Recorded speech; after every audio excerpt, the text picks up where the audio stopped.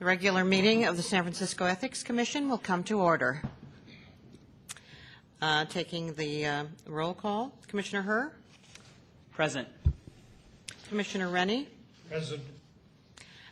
Commissioner Studley had alerted us that she would not be able to attend tonight's meeting, and she is excused. And we are expecting Commissioner Anders? Yeah. Mm-hmm. All right, so when he arrives.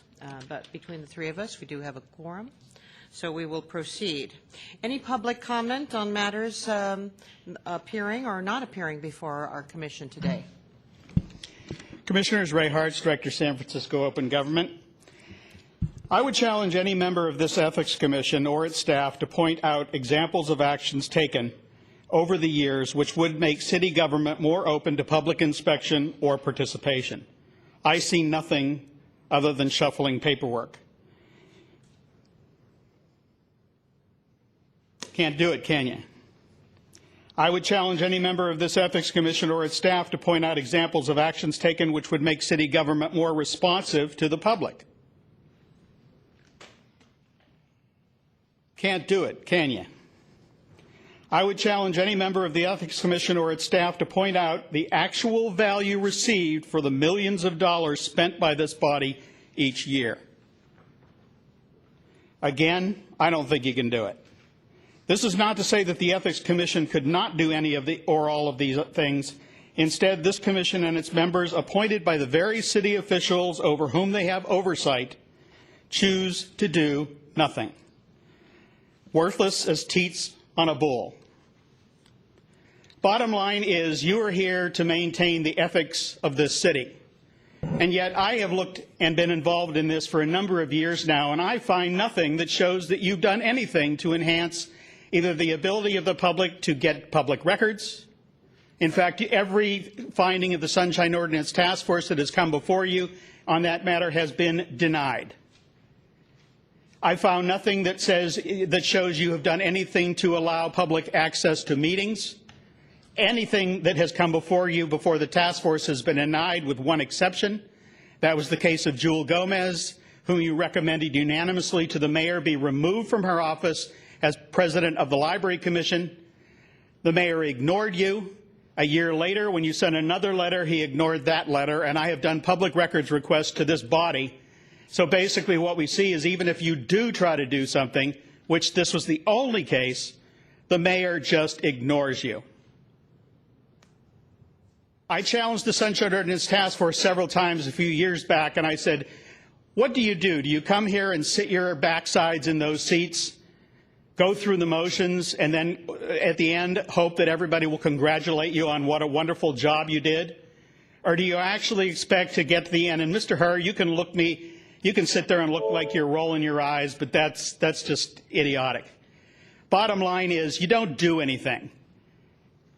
And I don't think any of you, if you were put to the task, could point out anything you've really done for this city to enhance the ability of the citizens of this city to see any improvement in the ethics of any of the city bodies.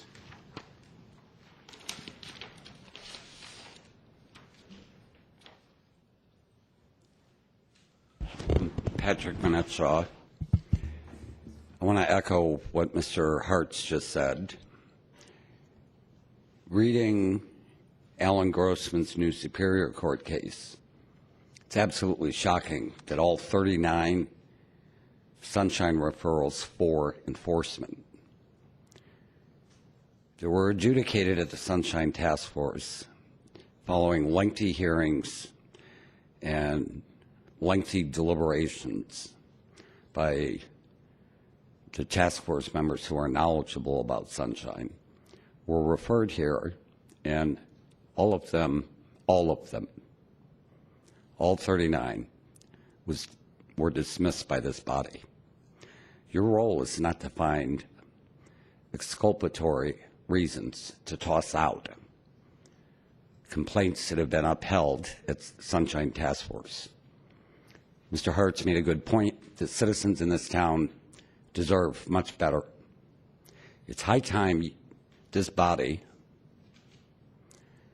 hire an outside ethicist to keep you from disenfranchising San Franciscans. You should be ashamed of yourselves. Any other comments from the public? Good evening. Peter Warfield, Executive Director of Library Users Association. The microphone seems a little bit short here. As a previous speaker has mentioned, well, several, but in particular, the case of Jewel Gomez merited from you a letter to the mayor, which for a year he completely ignored, evidently not even having the courtesy of responding to acknowledge receipt of your letter, essentially urging him to sack her for her behavior at a library commission meeting and shutting down public comment from a particular member of the public. You did a year later send a follow-up letter. Certainly follow-up letters would be appropriate, and as the previous speaker mentioned, that one seems to have been ignored as well. It seems to me that you're asking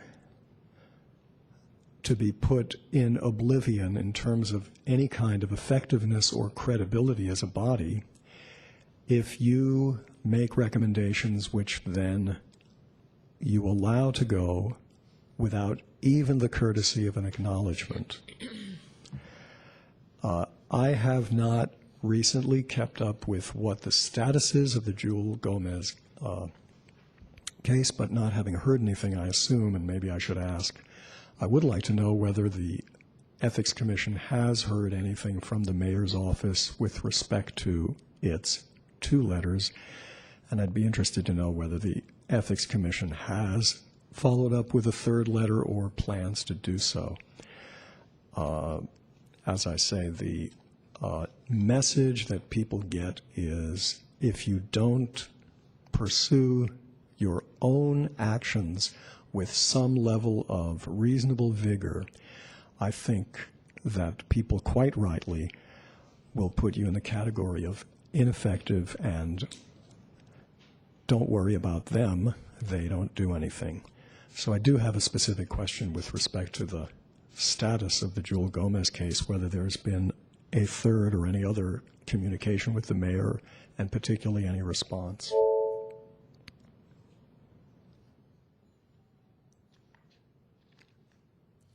We on the commission have not requested an additional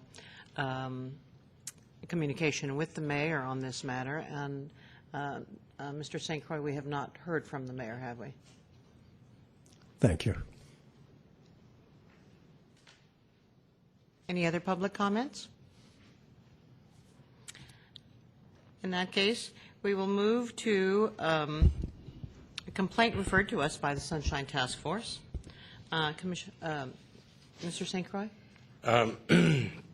You do have a staff report making a recommendation on this before you. I would point out that at approximately 3 o'clock this afternoon, Pastor Gavin sent an additional request for a continuance. This item has been continued 3 times already. At the June 24th meeting, the Commission granted Pastor Gavin's last request for a continuance, but specifically stated that another continuance would not be granted absent a showing of good cause.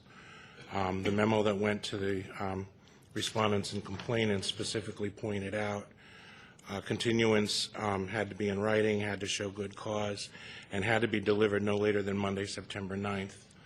And since this came in today, and it's absent any reliable information as to the validity of the request, the Commission would be well within its rights to go ahead with the hearing tonight, absent Pastor Gavin.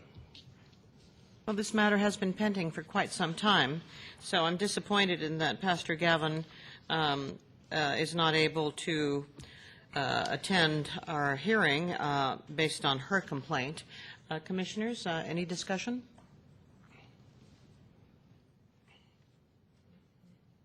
I think Commissioner Herr, at the last meeting, I think you had felt that we should, in fact, continue and give Pastor Gavin an opportunity to present her case before us.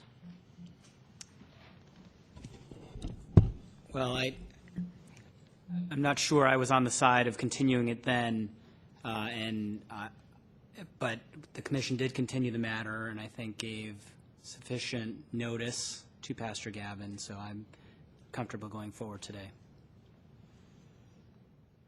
And I notice in the letter that we received from Pastor Gavin, there's no request for a specific time. It's essentially to say to continue it until further notice and a medical release from her physician. And as I think I commented at the time when we did agree to continue it, is that the defendants have some rights here as well as the complainant, and I think that to keep this matter open indefinitely just is unfair to them. So I would not be disposed to not determine the matter tonight. Any other comments from the commissioners? Is there any public comment on this? Is there public comment? No. Oh, never mind. I don't think there is public comment on this required. If you're going to take an action of not or continuing it or dismissing it, there is. Unless there's a motion to continue, then there's no action required to hear it tonight. I see. Okay. Well, does someone want to make a motion on what we want to do about this? I'll move that we proceed to hear the complaint. Do we need a motion to proceed? No. Okay, so now it would be the time for the hearing, which would include statements Yeah. from the complainant. You would need a motion to continue, but not to proceed. Okay. In that case, let us proceed with the case, with the complaint. So, as Pastor Gavin isn't here, there is a representative of the supervisors here. We would give them an opportunity to present. And Judson True, who's a legislative aide at the board, is here to represent the 4 supervisors. Judson True, who is a representative of the 4 supervisors, is here to present their case. Good afternoon, good early evening, Madam Chairperson, members of the Ethics Commission, and Executive Director St. Croix. My name is Judson True. I'm a legislative aide to David Chu, the President of the Board of Supervisors and Supervisor from District 3. This is a long-standing case. I did appear on the matter before the Sunshine Task Force some years ago as well. And while I, of course, officially only represent Supervisor Chu, I believe at least some of my other colleagues are aware that I am here this evening, and they can obviously see it now. I don't want to go into a great deal of detail around the item. I think the staff report is clear. I think the main point that I would make is that at the Land Use Committee meeting in question, where Supervisor Chu announced and introduced essentially changes to an underlying development agreement that was before the committee through a resolution, that those changes were within the scope of the noticed hearing. Very clearly, the hearing described that there was a development agreement and not much else about it. And the changes themselves, and technically they're probably more changes than amendments, although even President Chu would call them amendments, were designed, although the substance is not relevant here, to strengthen what we believed were already strong rent control protections within that development agreement for Park Merced residents. And so I did want to make that point just to make it, although again the substance is not particularly relevant. And from our perspective, and I think of some of the other offices as well, the main fact at issue here is that the committee members and President Chu both asked for public advice from the city attorney, and the issue was raised at that exact meeting about whether it was legal and appropriate to proceed. And the advice given there, and that's been given to us at all subsequent times that this issue has come up, was that it was entirely within the noticed hearing for the committee to proceed and send those items on to the Board of Supervisors. So for that reason, we don't believe there was any violation. We do, of course, take the issue very seriously and have participated in previous hearings on it, and mostly I'm available to answer any questions that the commission members might have. Thank you. Questions? Commissioner Herr? Yeah, I have a couple of questions. Did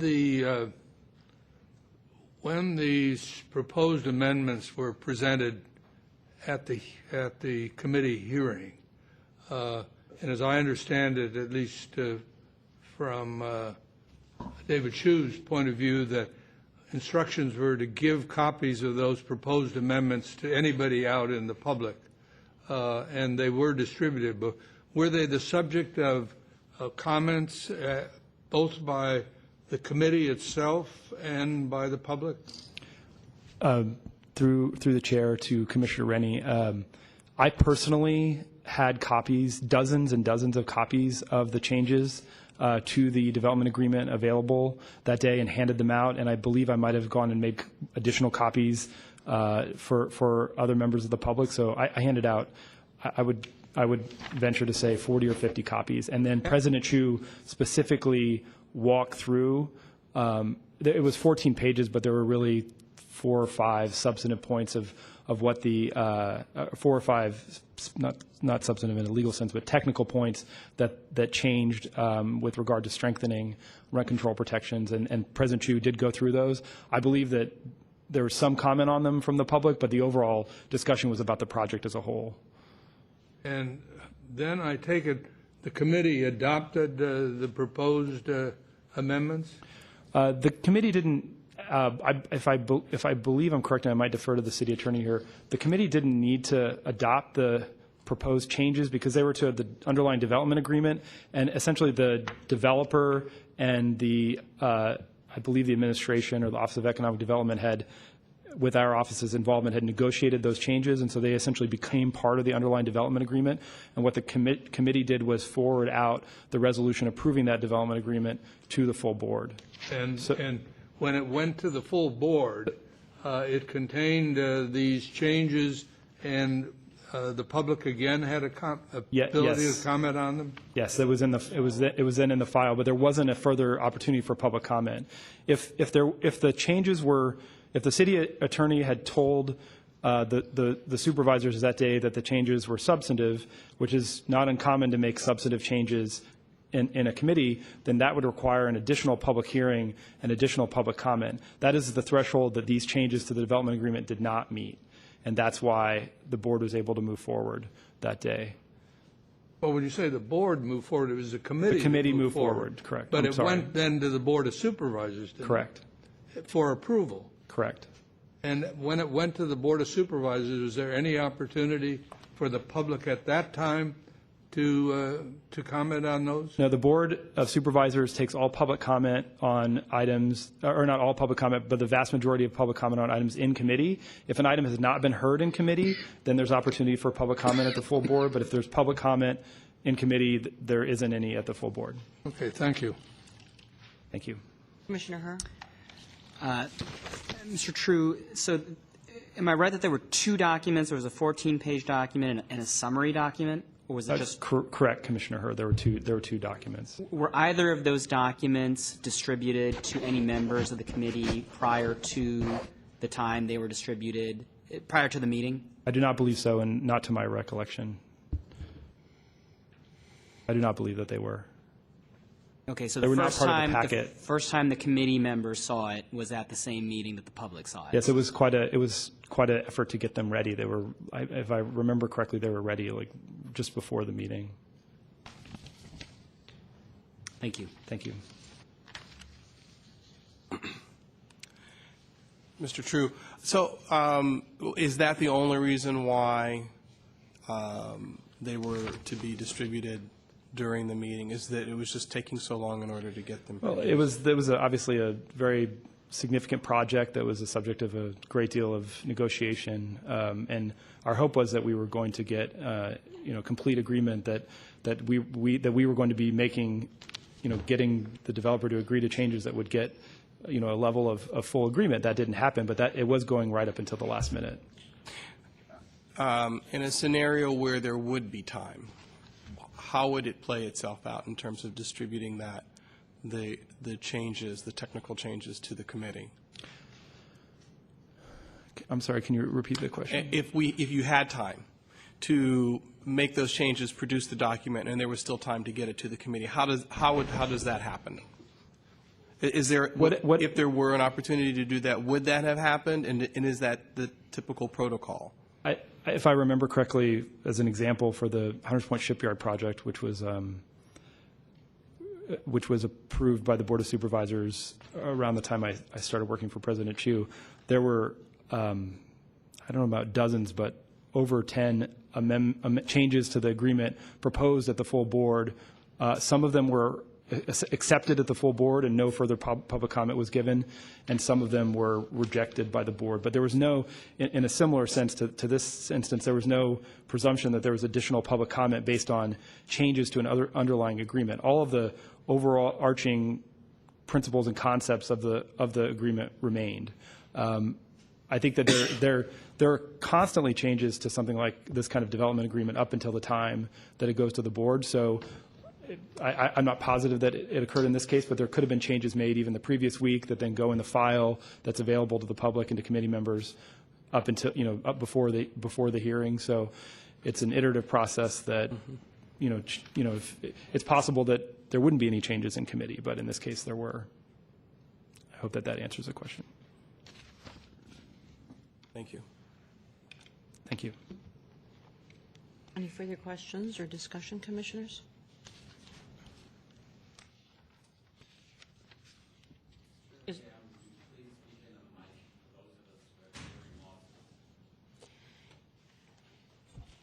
Is there a motion that we wish to present?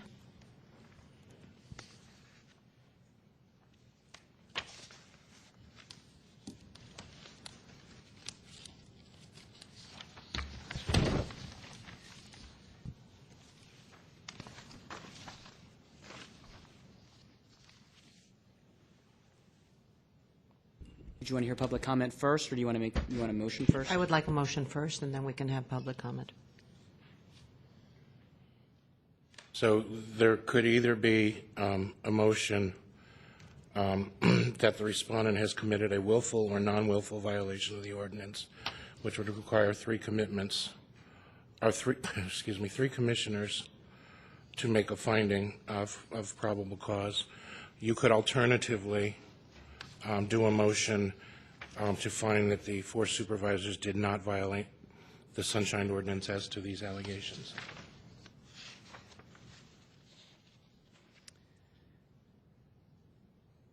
I move that we find that the four commissioners did not violate the Sunshine Ordinance as alleged. Do I hear a second? I'll second. Thank you. Any discussion on the motion? Sorry. Commissioner Rennie? I think you accidentally said commissioners. Oh, supervisors, I'm sorry. Let me ask one question. If this had been an amendment which went beyond what the notice was, under the statute, they would have been required to give a 72-hour notice on a special meeting? Yeah, or there would have had to be an additional hearing if there were substantive changes, a new notice of the hearing, and then at that new hearing there would be again public comment. I mean, as you point out in your report, the claim violation under Section B doesn't apply because this was a special meeting as opposed to a general. Yeah. Well, there are more requirements for procedure during a regular meeting than a special meeting. And but the special meeting does require that the agenda be distributed to the public 72 hours in advance of that meeting. Yeah. Right. So that the real key question here is whether or not the language of the notice of the special meeting and the subject matters that it talked about Park Merced, if that was broad enough to put a reasonable person on notice that the subject matter, which included the language that was in these amendments, was going to be the subject matter of the hearing. I take it that was the basis of the city attorneys. Right. And the city attorney is frequently called upon in cases like this to determine is this substantive enough to require a second noticing or not, which is one of the reasons there's city attorneys at all these meetings to provide such advice. Other discussion or question? Commissioner Hurd, look like you're... No, I mean, I think it was within the noticed language. I also think the document distribution issue is a bit of a red herring. If documents are not provided to the policy body, even if 67.7 be applied, I don't think those documents had to be distributed ahead of time in light of the fact that they weren't shown to the policy body or provided to them. It does seem that 67.6 is applicable here, and as Commissioner Rennie's pointed out, I think the main question then is, did the amendments fit within the agenda item, and I think they did. Public comment. Commissioners, Ray Hartz, Director, San Francisco Open Government. I find it particularly egregious when people in this city have to go before the Sunshine Ordinance Task Force or this Ethics Commission and are not given any option other than sometimes wait for years before they get a hearing, and yet you seem to be hell-bent on getting this concluded because you want to give the city more time. The city doesn't respond. They don't show up for hearings. I've had 22 cases before the Sunshine Task Force, 19 of which I have won, and in most of those cases I had to go back multiple times because the city didn't send anybody. I would also like to correct a few things Mr. True said. Number one, these were 14 pages of substantive changes, and he was very careful, although he failed to do so, to try to avoid using the word substantive.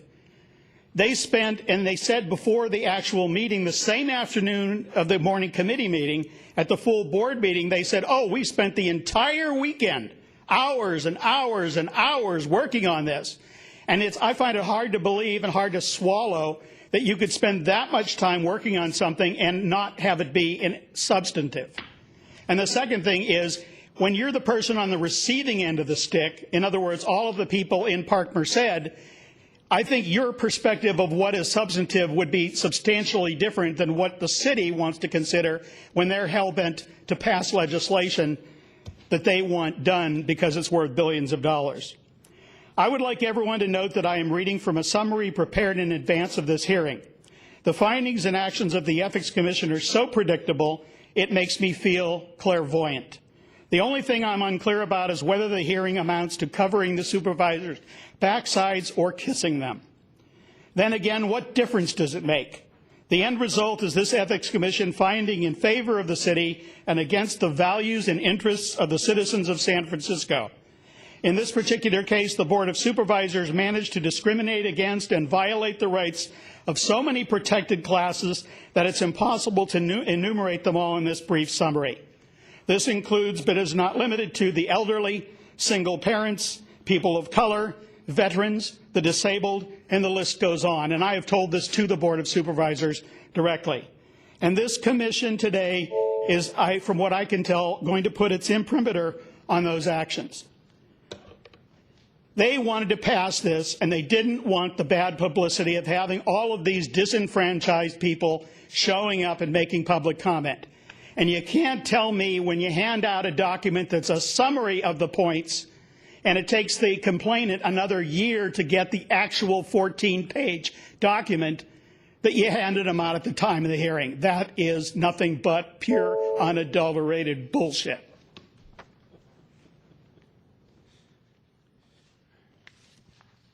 Commissioner Patrick Mount-Shaw, another notable point of bullshit is the frequency with which this committee hears complaints and never discusses any of the rationale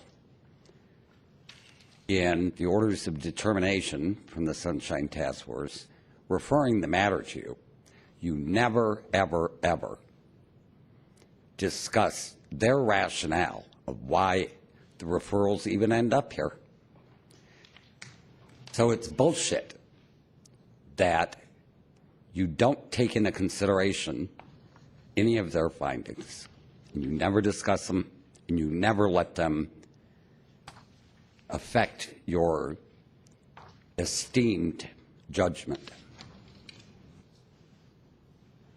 I would like to add that this is being broadcast on public television, and if we could keep our language to such that doesn't have to be bleeped, I would appreciate it, and so would the audience.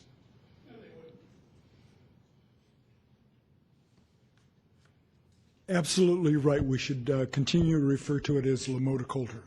And, of course, stop the corporate rape of the public library. Don't give money to the Friends of the Library. Don't accept money from the Friends of the Library.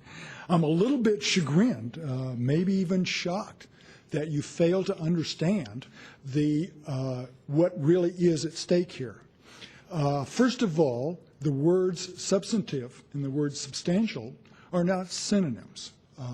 And what we're really talking about is something substantial.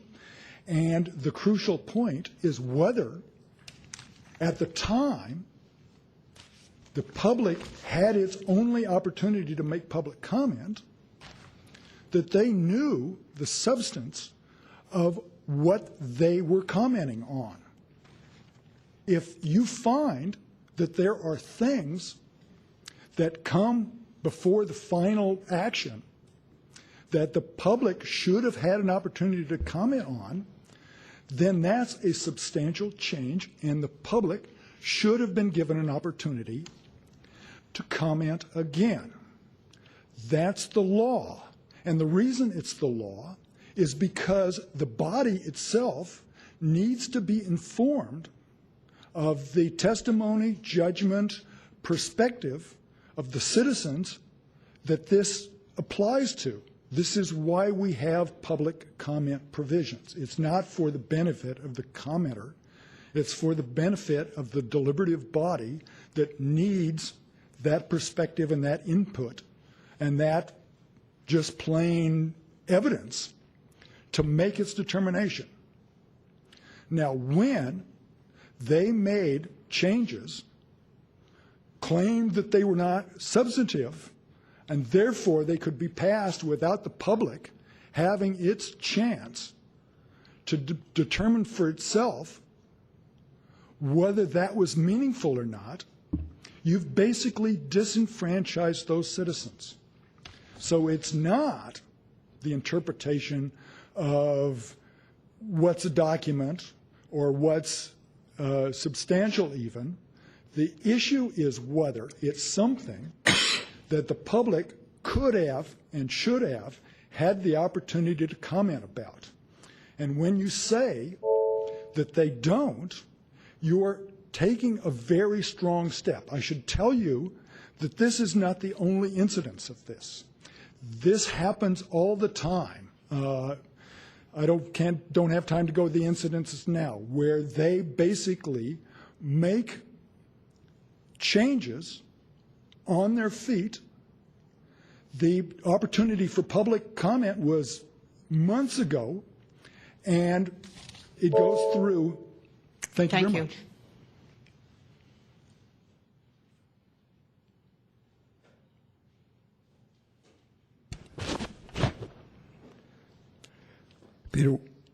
Peter Warfield. I'm not a party to this, and I'm disappointed that Pastor Gavin hasn't had a chance to state her case here.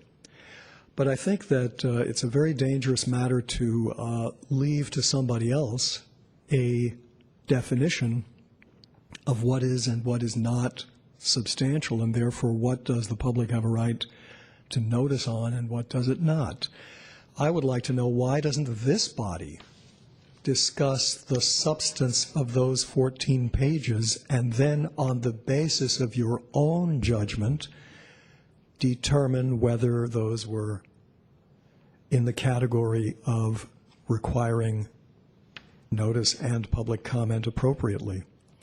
The Sunshine Task Force evidently did do that, and its findings of fact and conclusions of law on page 2 of its August 23rd order of determination said the task force concluded that the introduction of 14 pages of proposed amendments without providing copies or adequate review time to members of the public should have prompted Supervisor Eric Marr, as chair of the committee, to try to continue the meeting. There's also reference, as a previous member of the public mentioned, of a 2-page summary. How insubstantial are changes that occupy 14 pages and require a 2-page summary? And according to Pastor Gavin's testimony, it says on the second page of that same letter, at both meetings, Pastor Gavin said the public, especially Park-Merced citizen tenants, were given only a 2-page summary of Supervisor Chu's newly proposed amendments to the development agreement and denied the opportunity to read the actual text of the 14 pages of amendments. Why don't you ask what happened to someone who was there? And there is someone here who has given testimony who was there. I wasn't. Further, in another order of determination, November the 1st, 2011, the task force again found, and I'll read from the decision and order of determination, found that President David Chu, Supervisor Scott Wiener, and Supervisor Malia Cohen violated Sunshine Ordinance Section 67.7b for not providing the public with copies of the amendments to the development agreement, which were provided to the policy body in connection with an agenda item. If you're not willing to discuss the contents, then how can you be prepared to say that the contents were not substantive and not something the public should comment on? I'd also like to say that the supervisor testimony initially said that the public was able to comment. The public, I think he corrected himself. It should be clear the public is not allowed to comment at a Board of Supervisors meeting when there's been comment at a committee meeting. Thank you.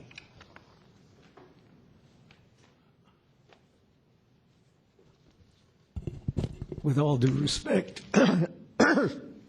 with all due respect to the city attorney's office, a single deputy city attorney sitting at the foot of a podium is not necessarily the best person to determine what is substantive and what isn't in a business agreement.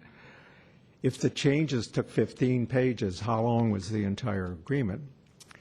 So I really think that the role of the investigator in this matter should have been to put himself in the position of the lawyer who is going to decide whether it was substantive or not. The task force had 2 lawyers, I believe, at the time this case was heard, and neither of them were business lawyers. So the whole issue, what is a substantive change to a long development agreement, is not something that could be handled off the cuff. And I think without that, in a separate investigation, what the law says and what the agreement provided for and what the changes made to that agreement are 2 different issues. Thank you. Any further comment on this matter? If not, commissioners, any further questions or comments from you? Well, I got to say, I am disturbed philosophically with the idea that amendments can be introduced without the public having an opportunity to see them and digest them, and whether 13 or 14 pages should be deemed as non-substantive. It's a practice which I think we ought to discourage, and so that I'm not prepared to find that they willfully violated the Sunshine Ordinance, but I am not prepared to say that their conduct was was consistent with what I think is the way in which the Board of Supervisors and its committees ought to operate.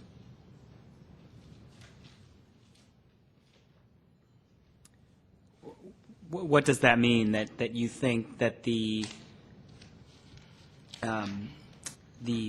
proposed amendments did substantively change the agenda item, but that it was not intentional? Well, I guess the problem is I tend to agree with some of the comments that have been made, is that how you can determine 13 pages are non-substantive, because I think one of the things that the public is concerned about is that you've got developers who are wired into the political process, you've got everything else, and on the day of the hearing that the committee is supposed to deal with an agreement, suddenly changes come in, and they say, well, they aren't substantive, and therefore there isn't any reason why the public should have had 72 hours to deal with them, and that troubles me. I don't know why it was that Supervisor Chu offered these that morning, why they couldn't have been proposed 72 hours earlier. And it's that process that I'm disturbed by, and that I find I don't think we should give a message to the Board of Supervisors that they can sort of sidestep the public notice requirement by simply saying, coming in with some amendments and saying, well, they're non-substantive. I'm not sure the question is whether the amendments were substantive. I think the question is whether the amendments substantively changed the noticed agenda item. And to me, those are two different things. You can have things that are substantive that are proposed that don't substantively change the broad notice requirement. And that's why I think we should make a finding of no violation of the ordinance. I'll agree with Commissioner Herr, but to Commissioner Rene's point, that's sort of where I was headed. If indeed it took a weekend or working all weekend to generate a list of changes, Mr. True, you said technical changes. Is that the word that you used? Please, do you mind to come? That at some point in the weekend that somebody would say, well, these are significant enough that we would want to get them to the committee as soon as possible. And that's why I wanted to hear, is this, you said that it's in kind of an iterative process, and it's kind of, it's ever moving and it's dynamic. I'm just not sure if there is a trigger anytime in that dynamic process where someone does say, you know what, we need to halt the process and make sure that we deal with these significant changes or these substantive or technical changes in a way that doesn't hold up the entire process. So I wanted to hear a little bit more about that. And that was leading to my very first question, which was, when you do have time, what typically happens? Does it get to the committee? You said they're just posted. Is there a specific action that is taken that gets the information to the committee? I know they're posted on the website for the public. For development, through the chair to Commissioner Andrews, Judson True again from Supervisor David Chu's office, it depends on the type of legislative item. Development agreements are approved generally, although not always, by resolution of the board. And then there's this underlying, so the resolution is, usually fewer than 10 pages and will describe in broad terms what the terms of the development agreement are. I haven't looked back at this resolution specifically, but it'll describe, the terms between the parties, a little bit about rent control, for example, on replacement units, which was a big issue in this case. And so if essentially whatever development agreement is in the file behind that resolution is what the board is acting on, and that can change even again at the day of the full board vote, for example, as I mentioned for the Hunters Point Shipyard. I had said earlier that it didn't matter what the changes were, but I think I need to be a little clearer about that. I've been a legislative aide to 2 supervisors and worked for the city for almost 10 years now, and if I had a nickel for every time I asked the city attorney if changes to an ordinance or an ordinance usually were substantive, I'd have a lot of nickels. And the most common, easiest example for whether a change is substantive or not is let's say a fine amount. So you have an ordinance that establishes a program, and if you violate the program, the fine's $100 a day, let's say. So if that noticed amount goes up by 1 cent, then that is a substantive change that will require an additional 72 hours for the public to understand that instead of $100 for violating whatever new law is being passed, it's going to be $100.01. If that fine in committee goes down $80, where somebody already thought that there could be a fine, but now it happens to be going down because some supervisor thought it was too high or whatever, that does not require increased public notice. And in this case, and I just was looking back, I mean, it has been more than 2 years, I believe, since this land use committee meeting happened. I was looking back at the 14 pages of changes, and again, and they're titled this, and this is exactly what they are. We already believe that the rent control protections for replacement units at Park Merced, essentially the project was a densification of the land use, and every resident at Park Merced was under the development agreement entitled to a new unit at the same rent control for life, at the same rent.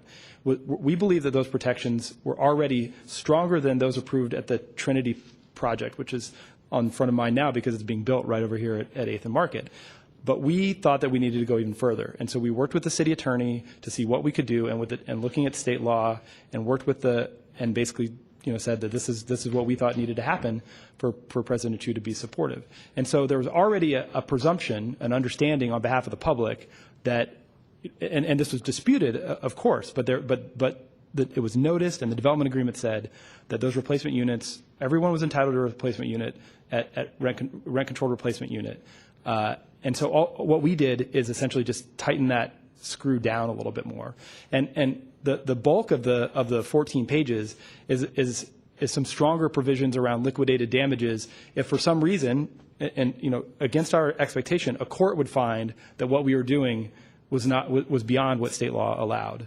So we think that they were very important, and we saw them as an important policy move, but in no way did they change the underlying fundamentals of the development agreement and the bargain that we believe that the development agreement struck from a policy standpoint. So to Commissioner Rennie's point, I believe it's very important, and we believe it's very important that the public have a full opportunity to debate and discuss issues of this import. And this issue had been before the board for some months. In fact, it had been continued from earlier in the year when it was at the full board on a CEQA appeal. And there was a lot of public discussion around the issues, and I myself talked about it in front of public groups for months afterwards. But we strongly believe that the development agreement and the description of it in the resolution was covered by the agenda, and that the changes that were made to it only, so to speak, to use my metaphor, decrease the cost of the fine and therefore did not require an additional continuance. But I do also want to say to Commissioner Rennie's point that, that I will, of course, take back to President Chu and some of the other supervisors the point around amendments and changes that was made. It is a part of the legislative process. I think supervisors try hard to get their changes out there, in a way that provides as full a debate as possible. But we do, take very seriously these rules around public comment if there are substantive changes. I hope that helps clarify a little bit. It does. Thank you very much. I have a follow-up question, if I can. It was brought up in the public comment, something that would refer to a narrow scope of expertise around development projects with the city attorney's office. You said you were working with the city attorney's office. Was the same representative that you've been working on in the project there, the same attorney there to answer any questions? And to your recollection, can you remember if they were ever called on? Thank you for that question, Commissioner Andrews. I did not look back at the transcript before tonight. I had before a previous hearing, but there was a city attorney who was the primary real estate drafting attorney on the development agreement, and he worked and consulted with, as I did, with the deputy city attorney who was assigned to the Board of Supervisors. So I believe that both of them were at that hearing, and one of them spoke, and I want to say it was the one who usually speaks to the board, but I think they both might have been. Was it Deputy City Attorney Sullivan, or was it? Do you remember? Yeah, Charles Sullivan was the real estate, and then Cheryl Adams, I believe, was the one who answered. Right. It's typical for. I mean, occasionally a deputy city attorney who worked on the particular issue will talk, but it's fairly typical for the deputy city attorney who works on the Board of Supervisors beat to be the one who makes the final comments. Thank you. Thank you.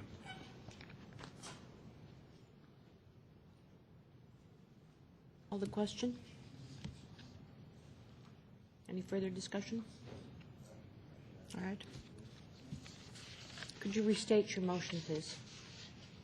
Or could you read it back to us? I can restate it. I move to find that there was no violation of the Sunshine Ordinance Task Force. Strike that. What is going on here? Commissioner Rennie? The motion was that the supervisors did not violate the Sunshine Ordinance as to the current allegations before the commission. The current allegations before the commission.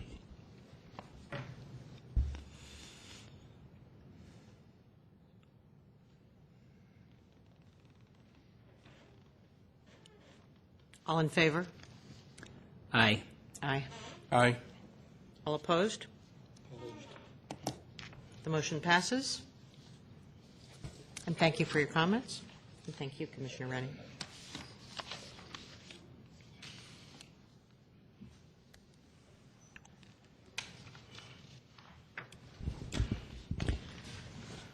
Our next item is discussion of the handling of draft regulations that come to us from the Sunshine Ordinance Task Force. Mr. St. Croix? Okay. Most of these are for the purposes of clarifying some language that is not precisely clear. And we can go through them section by section. The commission consider the decision points individually or en bloc, or you can do them section by section. So the first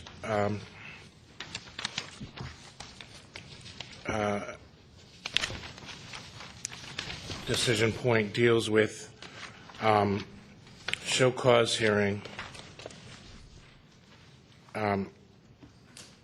The section isn't clear, as the memo points out, whether each respondent may make a 5-minute opening statement or if that 5 minutes has to be shared. So we are proposing that each respondent are able to make 5-minute statements and 3-minute rebuttals when the commission hears these cases. And then decision point 1B clarifies that a party that fails to submit written documents by the deadline is allowed to bring them to the actual hearing and request permission from the commission to submit said documents. So it gives the complainants and it gives each party a little more latitude in responding. So that's section 1. Okay, I think we should take them one by one. Okay. So the first one, decision point 1A. Commissioners, any questions or discussion on that? So, Commissioner Chair Han, one point, I'm fine with the change to add each respondent and complainant. With respect to stating that any party who fails to submit documents by the deadline can bring them with them to the hearing. I don't see any need to add that. The chair, at her discretion, can grant a party the right to provide the documents when they're here. I think if you put in the regulations that they can do that, it's going to make it unlikely they're going to present them ahead of time the way that we want them to. And I think it behooves the public, it helps us to have the documents ahead of time. And under extraordinary circumstances, if they can't be brought until the end, then I think we should consider that then. But I don't think it's necessary to put that in the regulations. I would agree with that.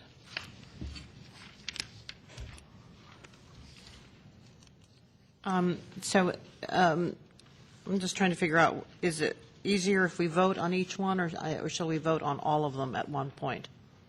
Well, I would. It's probably easier if we do it as a group. Yeah. On voting, but Well, you discussion. can do it point section by vote. section. So, for example, Commissioner Herr might make a motion to accept recommendation 1A and reject recommendation 1B. So moved. Second? I'll second. Thank you. May I make a clarification? Sorry, 1B also deals with changing 5 days to 5 business days, so that it will allow staff time to... Yeah, I'm fine with that, personally. Okay. That makes sense to me. Okay, so the motion is to not approve decision point 1A, to approve the change to 5 business days in 1B, but to reject the remainder of decision point 1B. You said reject 1A. I think you wanted to accept 1A. Sorry, accept 1A. Accept 1A, accept in 1B the change to 5 business days, and reject the remainder.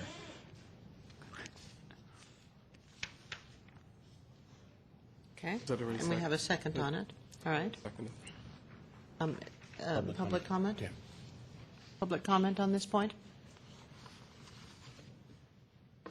Commissioner Ray Hart's Director, San Francisco Open Government. And on reviewing this, I found something that I think is highly questionable. It says, respondents may make an opening statement and rebuttal. However, the section is not clear whether each respondent to the complaint may make it. And it looks like what you're doing is saying if there are multiple respondents, they each get an opportunity to not only give a presentation, but to rebut. But if there are multiple complainants, they're not mentioned. So you could have 9 people, as in the last case we talked about, there were a number of complainants that were listed, but you're saying they have to share whatever time, and the complainants each get 5 minutes. That's totally egregious. I mean, it basically gives them 5 or 10 times the amount of time to rebut cases that the complainants have made. If you're going to be fair, you have to let multiple complainants have the same latitude to present as the respondents have to rebut. And I would say that it would also have to carry on to any subsequent parts of the hearing in which where you're having rebuttal and you have multiple complainants given one short chance to rebut, and all of the complainants each get to rebut. They could coordinate their effort. Like in the last case, it would have meant that the 9 complainants would have had 1 shot, and the 5 supervisors would have had 5 shots. On that point, why did we not include each for complainant?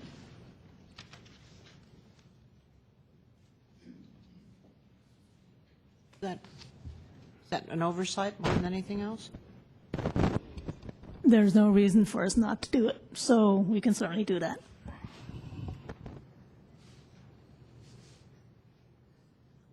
I think that makes sense. Yeah, To have it that consistent. makes sense to me. Yes. Can I go ahead? Yes. I'm not going to address the point specifically right now. I'm saving that for later with the last one. But I put in a records request. I waited after I saw the notice for somebody at the Ethics Commission to send me copies of the proposed changes and the staff report. They were ready in July, I believe, and they were more or less held for the meeting today. I get this out of the few records that were produced in response to my request.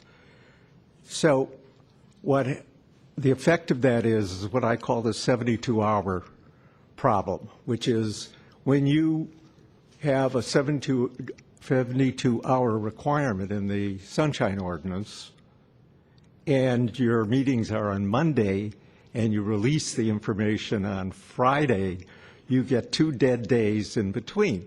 So essentially, there's almost no time for anyone to do a really good job of examining what the proposals are and how to prepare a proper response. The fact that you had, your staff had, these two available for the longest time, the staff report is dated September 11th.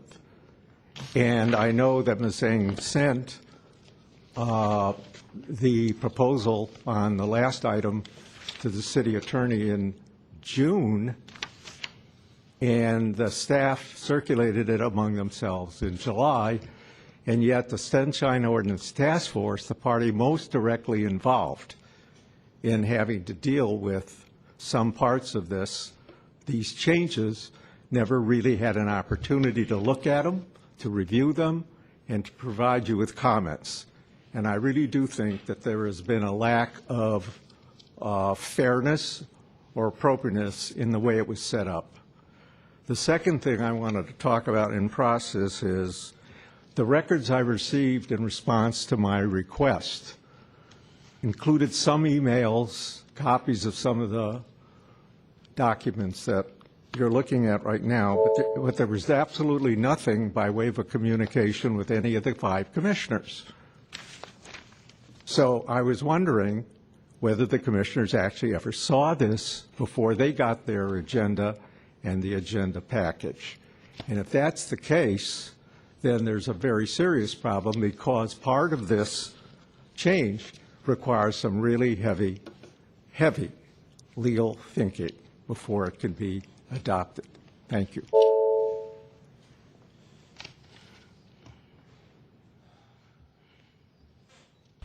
Commissioners, Patrick Manetcho, I bring your attention to the fact that Mr. Grossman's testimony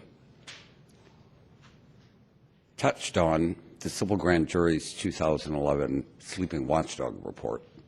You've long been aware of this issue.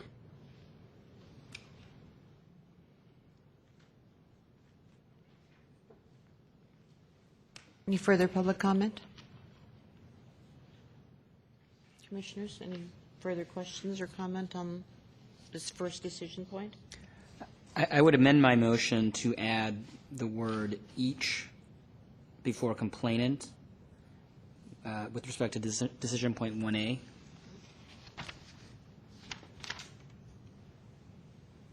Still second? I'll second. Yeah, okay. Call the question. All in favor? Aye. Aye. Motion passes. Okay, in section point. 2,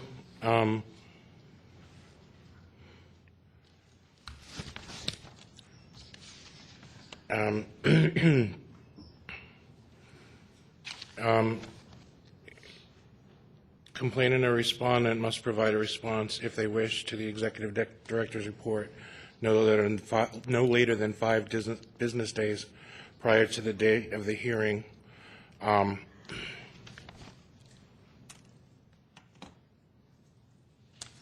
sorry, did I get ahead of myself? I think you're on 2A. You should be on 2A. The 5-minute, 10-minute. Yeah, this is a repeat 2A. of 2A is kind of a repeat of 1B, if I'm correct. It's not a repeat, but it's the same principle. Same principle and that is that in another if section. somebody doesn't comply filing their statement, Right. So do it at the date of the hearing. yeah. So presumably under Chapter 3 as opposed to Chapter 2, you would want to follow that same principle that Commissioner Herr put forward. So I think the presumption is that you don't want 2A.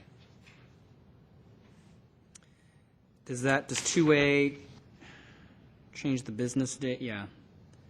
Yes, 2A is doing to Chapter 3 what happened 2B in would have Chapter done to 2. Chapter 2. Okay, so same kind of deal Right. where we change it to business days, but not Yeah. add the language about. And then 2B would shorten time limits to correspond with Chapter 2, so that there's 5 minutes and 3 minutes rather than 10 minutes and 5 minutes.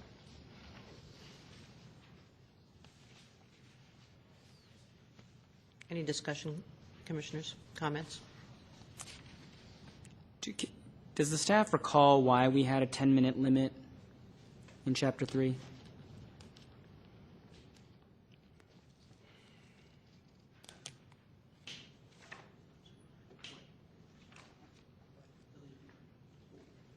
No? Apparently not. Okay.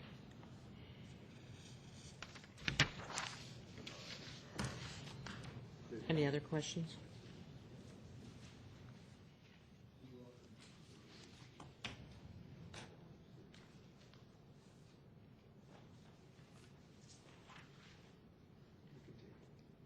I mean, maybe the issue was that in Chapter 2, we have a show cause hearing where we're giving some presumption to the underlying body, whereas in Chapter 3, it's a original jurisdictional matter where we should That hear would the make matter sense. fully ourselves. So arguably, 5 minutes is a little short. You know, that said, if we have papers, then that should contain most of the argument anyway, so. I could be convinced to change it, but I think in a matter where we're deciding it in the first instance, 10 is not overkill. Okay. So 2A and 2B, we're just going to move on past those. I think we should. So I'm hearing that we're going to move past Section 2. I would propose that we change the business days in 2A, but not adopt the rest of 2A or 2B. 2A already has 5 business days, so there's no amendment there. Oh, okay. So we do not need to do anything on that one. Is that correct? Correct. So for the time being, we're going to leave those particular regs alone, correct? All right, so there's no, I would propose. so there's no decision point on A or B. Okay. Is that correct? That's what I'm hearing. Okay. Do we need a motion to No. that effect? No. Okay. Okay. And the next decision point? Decision point 3A deals with withdrawals of complaints. So under Chapter 2, if a complaint is withdrawn, the commission takes no further action.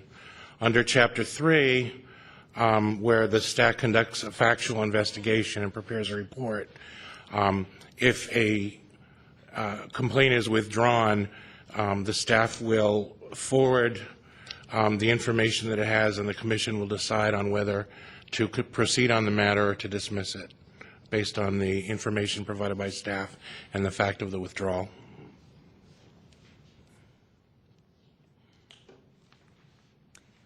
Can staff explain the rationale of this one a little further?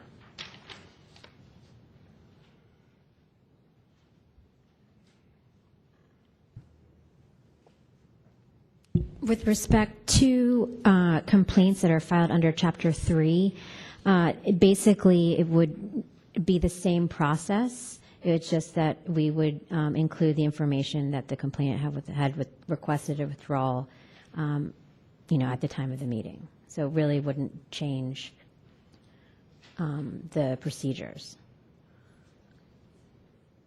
It would just be at the discretion of the commission at the beginning of the meeting to decide whether or not they wanted to hold the hearing in full. So under what circumstance do you think we would want to hold the hearing on a complaint that's been withdrawn? I have not thought of a hypothetical that would fit that. If I may add, Under Chapter 3, it could be that the commission staff will take on the investigation and decide that there's sufficient merit to go forward. So we would conduct the investigation and provide a report to the commissioners. And even though the complainant may have withdrawn the complaint, staff may have seen that there's sufficient evidence to show that there may be a probable cause. And at that stage, the commission may want to go forward. Does that make sense? In a Chapter 2 complaint, it's really the complainant, really the respondent has the burden of showing that he or she did not violate the ordinance. And therefore, if a complainant or referring an entity, in that case, in the Chapter 2 case, says that I withdraw, it means that maybe there's insufficient proof. We, staff, do not get involved in that. It's only the commissioners who get involved in that. So if the complainant or the referring entity withdraws the complaint, there's probably no basis for the complaint. So it makes sense for the commission to dismiss. So how often has this happened in the last year, that you have found cases that were withdrawn, but also after investigation had merit, staff had, after they had done an investigation? Because these rules are really new, they came into effect this year, we really have not had any of that, so we're thinking ahead.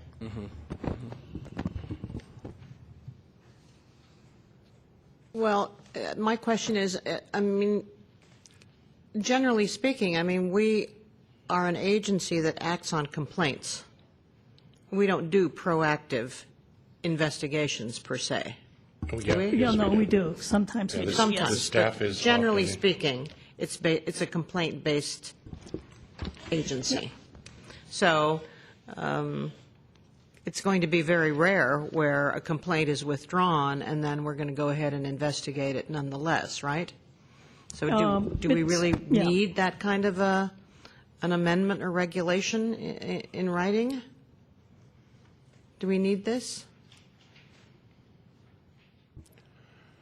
Again, we're just sort of anticipating a scenario. We could certainly hold off on consideration and see if it becomes an issue. I could see, in a larger philosophical way, why you would want to. If there is wrongdoing, you would want to pursue that. To leave it alone is kind of counterintuitive to why we exist as a body, it would seem. And trusting that the staff and its expertise would find merit. It would be hard to look away from it.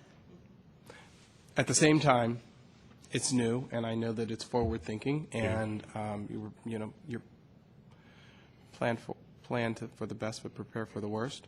And it is true that if the staff has information, no matter where it came from, that indicates an investigation is warranted, we can initiate a complaint on our own. So this would affect the situation where you didn't initiate the complaint on your own, you did an investigation, you decide that it should proceed, but the complainant for one reason or the other dismisses. I guess technically you could just start your own investigation at that point and submit the same memo, right? It would be no different. So, I'm kind of, if that's the case, then I'm kind of with Commissioner Han on this one, that why put it in? If a complainant dismisses it, and you really think it should go forward, then you file it as the complainant, and then we know who thinks it should go forward. Okay, I'm in agreement with that.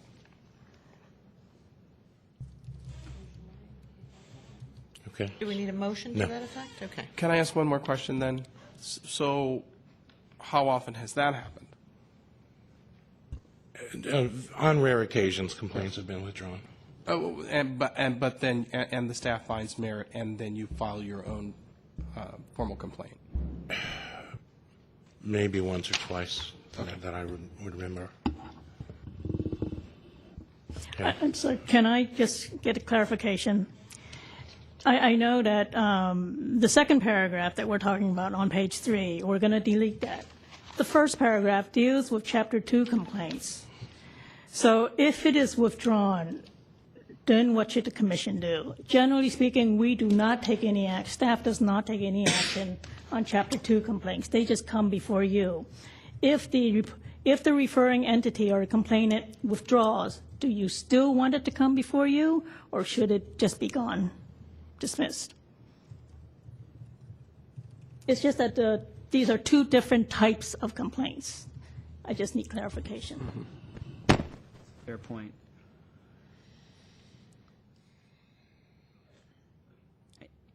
I'm of two minds on this one. On the one hand, if the complainant has already established before the task force that there was a violation and it's the respondent's burden, then I'm not sure that the respondent's burden has changed by the fact that the complainant is no longer pursuing it.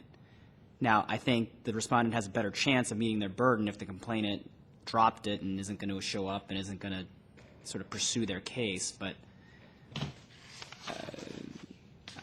I suppose I can imagine a situation where that were to happen. As a practical matter, it seems unlikely that would happen, but I could see it. Let the staff discuss it further, and if we have concerns about it, we'll bring it back. Because there could be a scenario by which the complainant filed. It's the burden of responsibility and burden of proof of the respondent. But in the investigation, you found out something about the complainant that then ultimately... There's no investigation under Chapter 2. Okay. There's not a staff investigation. Okay.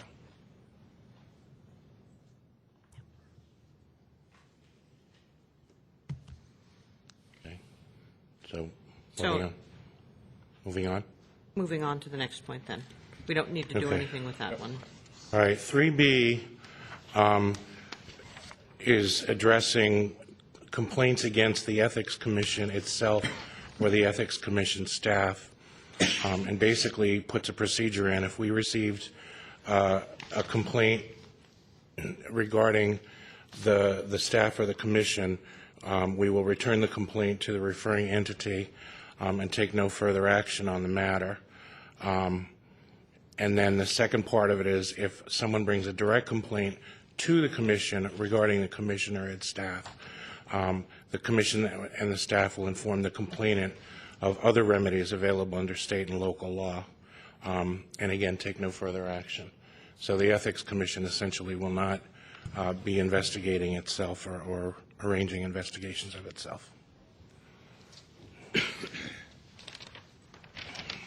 I certainly agree with that. I think it's awkward, at the very least, for the Ethics Commission to be investigating itself if there's a complaint. Well, in the past, wasn't it the practice to refer them to some other agency to handle?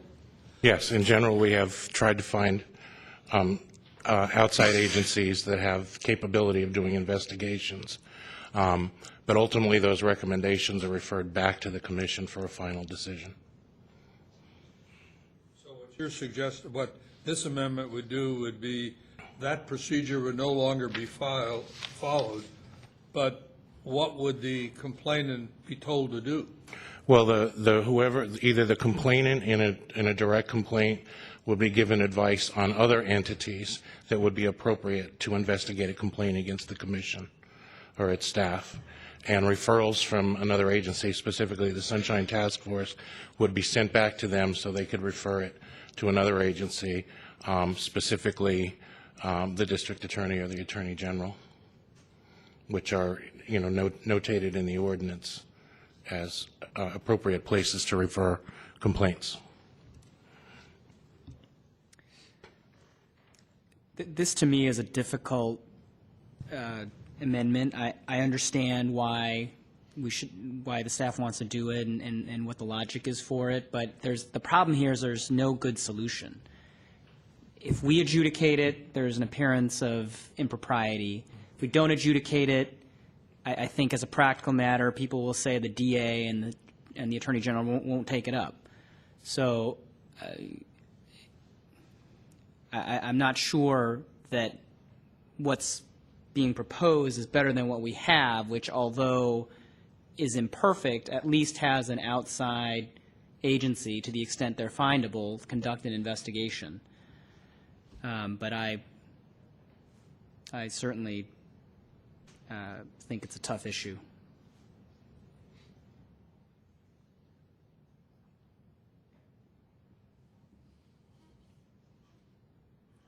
I certainly have no idea what would be the right solution for this. I mean, I could see a referral coming before the commission for discussion. On the other hand, if it's a complaint about a commissioner, I don't see how we could handle that. We could certainly discuss a complaint against staff.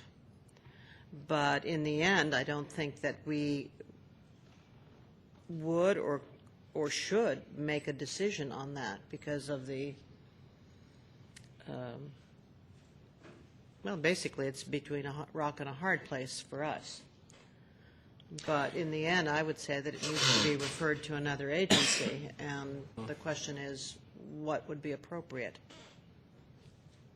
Well, could you do a hybrid or at least a step-in process so the complaint, let's say, would come to about one of the commissioners, and then we would develop a protocol by which one other commissioner would be assigned to work with the district attorney or the city attorney to figure out what the best process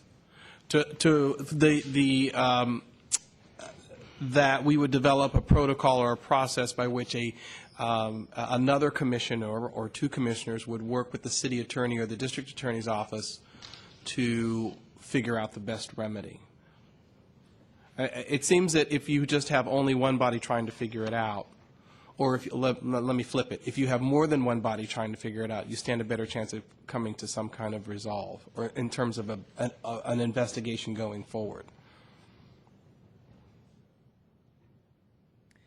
And I know that that isn't a process that is in place now. I mean, we would be developing that, but one potential issue would be that. So right now, it can be referred to the DA or the city attorneys, or maybe the district attorney, or the attorney general. Or the attorney general. District attorney general. And they can decide or not decide to adjudicate it or not. I could see the benefit of involving other commissioners, but there's also, I think, the downside of sort of quote unquote tainting the process. If it's one of your fellow commissioners, are you really in a position to advise? Well, didn't we have a situation where something was referred to an ethics commission in another jurisdiction, in another county, city or county? Oakland. And we had would San Diego, too, not didn't be we? a possibility in terms of an Well, investigation? I mean, we've done it in a couple of occasions. Oakland, San Jose, Alameda have all taken a turn, and we have occasionally done something for another jurisdiction as well. So yeah, that is the current process. That is the current process. Have we communicated with the district attorney to find out if he or she, as the case may be, would be receptive to taking on that task if? No, but it is, again, in the ordinance, mentions the attorney general and the district attorney as appropriate agencies of referral. But I guess what the concern that I have is that if they would routinely reject it, in other words, we're too busy to take on this, then the complainant has really nowhere to go. And I'm just wondering if there's any way we can give any assurance to the public that if they feel that they have a complaint against the commission or any of the commission staff, that they are going to get a hearing by someone independent.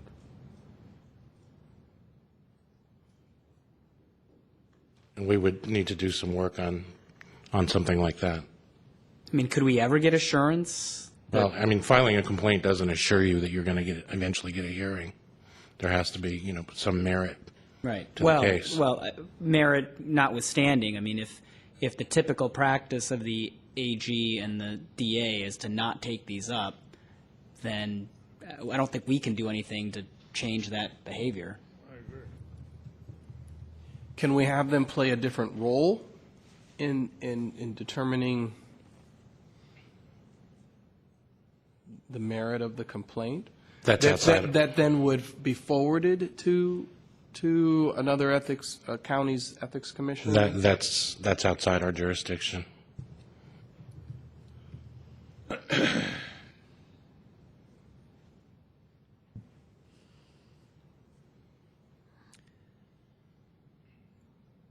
Chair Han, I'd be interested in hearing public comment if there is any. If there's Commissioners? Public comment? Thank you, Commissioner. What you are doing is blatantly attempting to use your authority to issue regulations to overturn the will of the voters who passed an ordinance that clearly said any referral alleging willful misconduct will be referred to a municipal agency for enforcement. The DA investigates criminal matters. The AG is not a municipal agency, but you are. There's your reality. That's what you should be thinking about right now, not striking a deal to arrange some other body to handle it. It's your responsibility. And I'm shocked, Commissioner Hayon, that you can't have a commissioner accused of willful misconduct or an ethics violation have to take the side chair while you deliberate their fate. If they're guilty, and if the Sunshine Ordinance Task Force has issued an order of determination that they have violated some ethics provision, it's your responsibility to investigate your co-commissioners. No bones about it, Ms. Hayon. I was one of those cases referred to another jurisdiction, and it didn't go to an ethics commission. It went to a district attorney who didn't have any training in ethics. You may remember the two words Oliver Luby, whose complaint against this body was outsourced to Oakland. You've done it before, and you should do it again. You have an ethical and moral mandatory ministerial duty to not attempt to overturn an ordinance passed by the voters and that the Board of Supervisors has amended. It would be as if this body is trying to usurp the powers of the Board of Supervisors. This is clearly an outrageous recommendation from staff that you may not even had a whiff of before you walked in here. And your duty is to introduce a motion and simply say, no dice, Mr. St. Croix. We are not going to vote on 3B. We're going to throw it out. Thank you. I believe, do we have these gentlemen standing in line? Good evening, Commissioners. Bruce Wolf, speaking just a member of the public. I'm concerned about this because I think it creates a slippery slope. First, you have to look at, what is the precedent set for non-sunshine violations? What about ethics violations by a staff member. How do you deal with those? So you already have some precedent and some process for dealing with that. At the same token, you have a process for dealing with yourselves as commissioners when it comes to ethics violations. So why wouldn't you reflect on those things?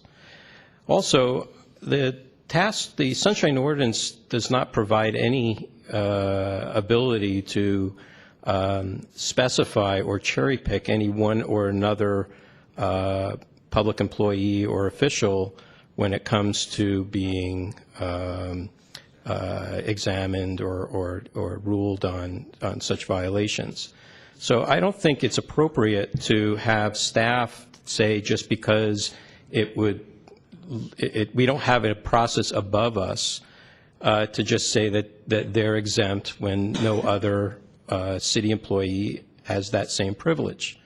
So I think you should continue ahead with moving it to a different jurisdiction. There are other ethics commissions. They have the ability to do somewhat the same kind of scoping as you do, and would urge you to do that. Thank you.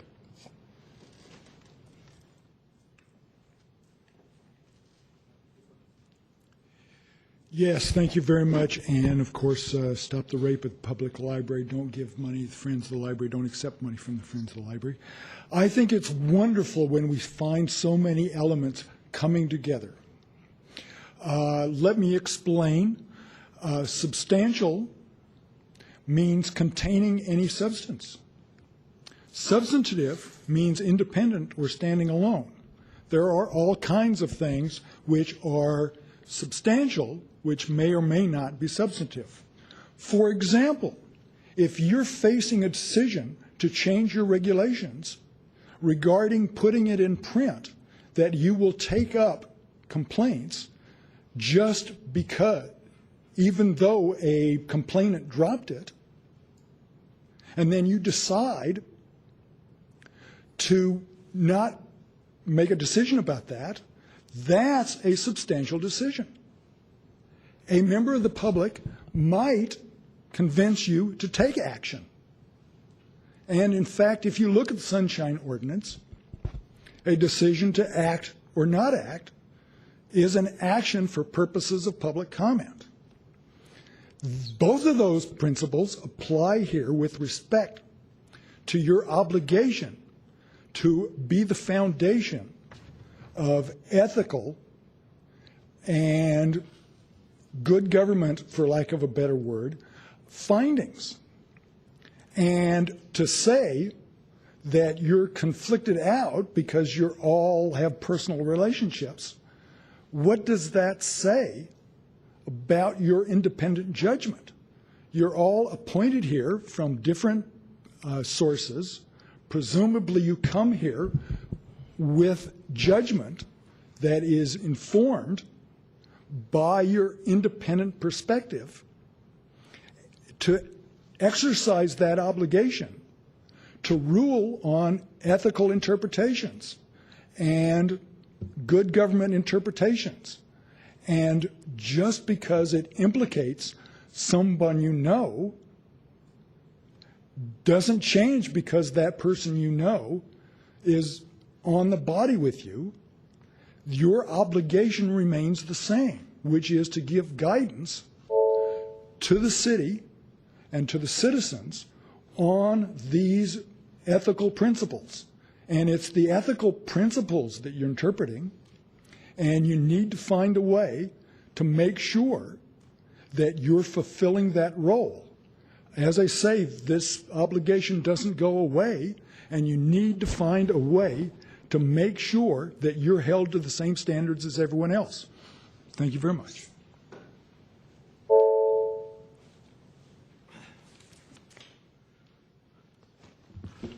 I brought with me a copy of the Sunshine Ordinance.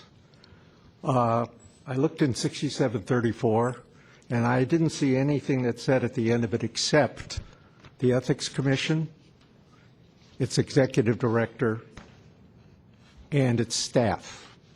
I also checked section 6730C, which empowers the commission to enforce task force referrals.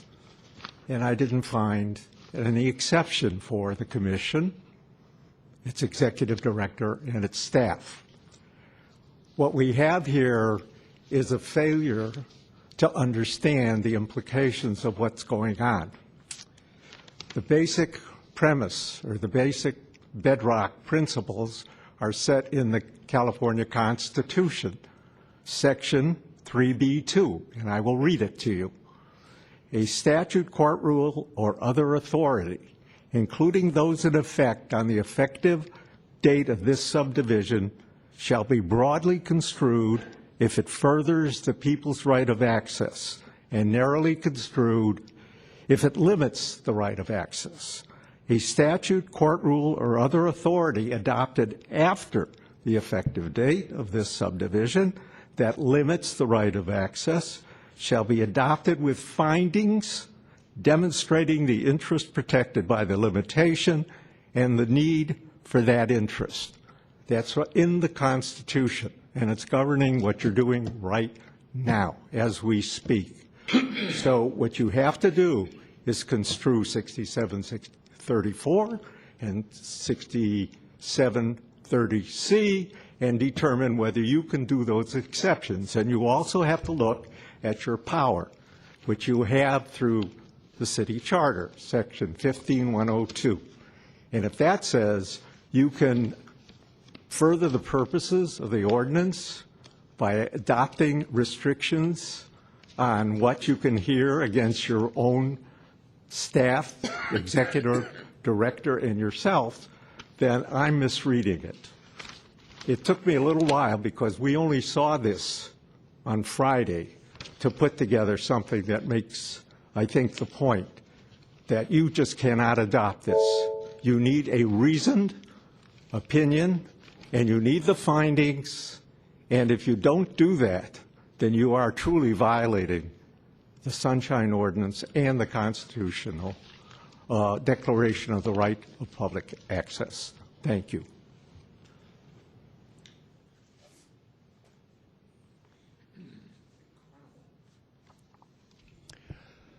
Peter Warfield, Executive Director of Library Users Association.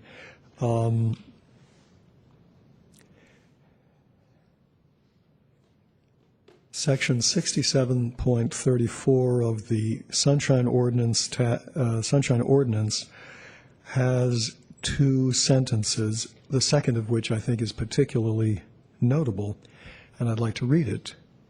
Read the entire section, 67.34. Willful failure shall be official misconduct. So let me start out overall saying that I agree with the predecessor speakers. You shouldn't be cutting yourselves out of the scope of your jurisdiction. Section 67.34, willful failure shall be official misconduct. The willful failure of any elected official, department head, or other managerial city employee to discharge any duties imposed by the Sunshine Ordinance, the Brown Act, or the Public Records Act shall be deemed official misconduct. Complaints involving allegations of willful violations of this ordinance, the Brown Act, or the Public Records Act by elected officials or department heads of the city and county of San Francisco shall be handled by the Ethics Commission. Parens added by Proposition G, 11-299. That's 14 years ago. I'll read that last sentence again. Complaints involving allegations of willful violations of this ordinance, the Brown Act, or the Public Records Act by elected officials or department heads of the city and county of San Francisco shall be handled by the Ethics Commission. Now, my reading of that is that's unequivocal. It doesn't say there are ifs, ands, or buts, and if you happen to know somebody, or if it's somebody here or there or in this position or that position, you're just not going to do it. It was suggested to ask whether the commission has read this section. I hope you have, and I would like to know how you justify cutting a piece of jurisdiction out when the law as it's written here appears to be unequivocal. Thank you. Shall is unequivocal. Commissioners, Ray Hartz, Director, San Francisco Open Government. A couple of points before I get to the main one. On the previous matter, which you did not take public comment, the withdrawal of the complaint. As a previous speaker has already mentioned, many of us didn't get any of this information until Friday afternoon. I sometimes don't get it until the day of the hearing. And as a result, I may get an opinion, see the opinion for the first time of the staff recommending to you a dismissal, which they always do. I've never seen anything where they said, we recommend you find a violation, not one single time. And they also throw in things that have never been discussed before, and I may choose to withdraw my complaint so that I can later resubmit it and include my rationale as to why that argument makes no sense. I shouldn't be put in a position as a complainant of having to get a last-minute surprise that I have to spend my time dealing with when I have probably spent weeks, if not months, preparing for the hearing. The Good Government Guide states following: quasi-judicial bodies must afford a fair hearing to the parties before them. Central to a fair hearing is the principle that decision makers come to the hearing with an open mind, prepared to hear both sides and to decide the case on the merits of the evidence presented and the governing law. I see this as nothing but an end run by the staff to attempt to exempt themselves from the Sunshine Ordinance findings against them. And simply saying, well, we don't want to hear the cases against us, so we'll just send it back to the task force and let the complainant, let the citizen of San Francisco figure it out themselves. Even though we know the history, and you've all mentioned the history, the DA won't take it. The Attorney General considers it a local matter and won't take it. So you're saying, well, let's send it to them. Why? Because you know they won't take it.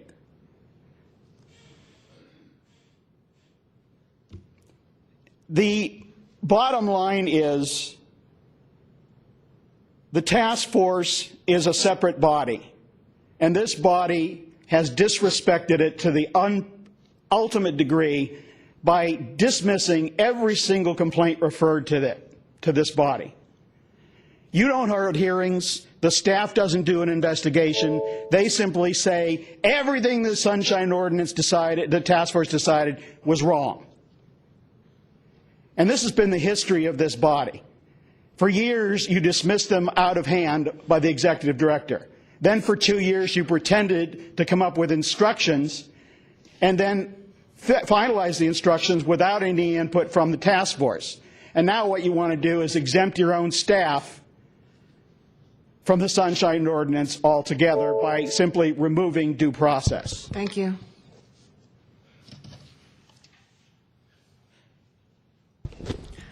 Good evening, Commissioners. I'm Dr. Derek Kern. Good evening, Mr. St. Croix. The staff's proposal to dodge sunshine complaints directed against them would make sense if those complaints were very common, but they're rare. As far as I know, there's only been 3 in the last 13 years since the Sunshine Ordinance was passed.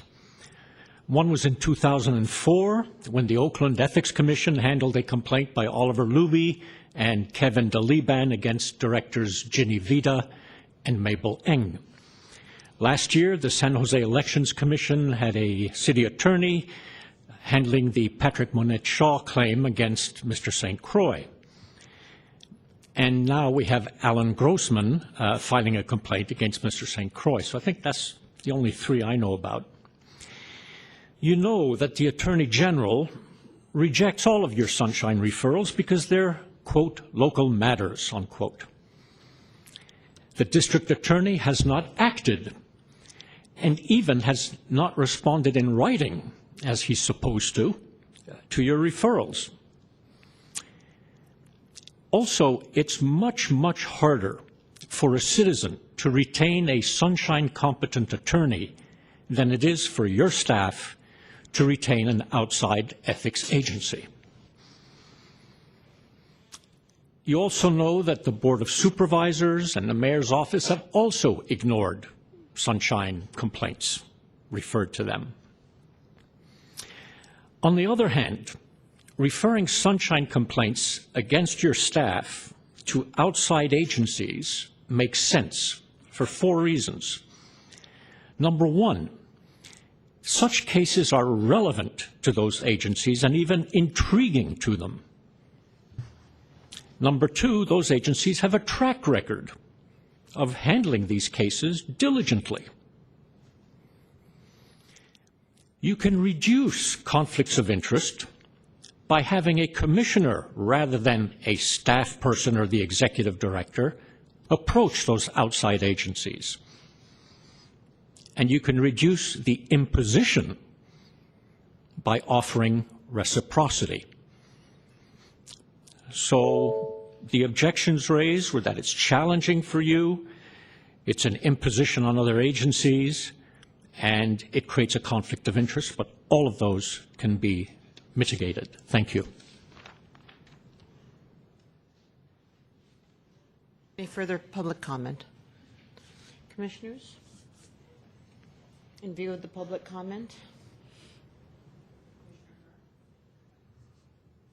So I'd be interested to hear from the city attorney. I mean, to me, this is doable in part because to the extent there's a conflict or a commissioner deems he has a conflict, he could recuse himself from adjudicating a matter, right? Oh, absolutely. So in an instance where we all have a conflict, it seems, at least theoretically, we could all recuse ourselves, in which case the matter could not be adjudicated by the Ethics Commission. I think that's right. I think if you all came to that conclusion, that would be acceptable. Okay. So then, to me, the question is, as a matter of course, are we always necessarily going to be in a position to adjudicate matters against the staff or other commissioners? And given that we've done it in the past and we haven't recused ourselves, perhaps the answer is we can do it we can do it fairly without recusal. So, if that's the case, then maybe we leave it as is. And although the procedure is clearly imperfect, and I agree with what Mr. St. Croix has said about the burdens, maybe it's the least objectionable of many bad options.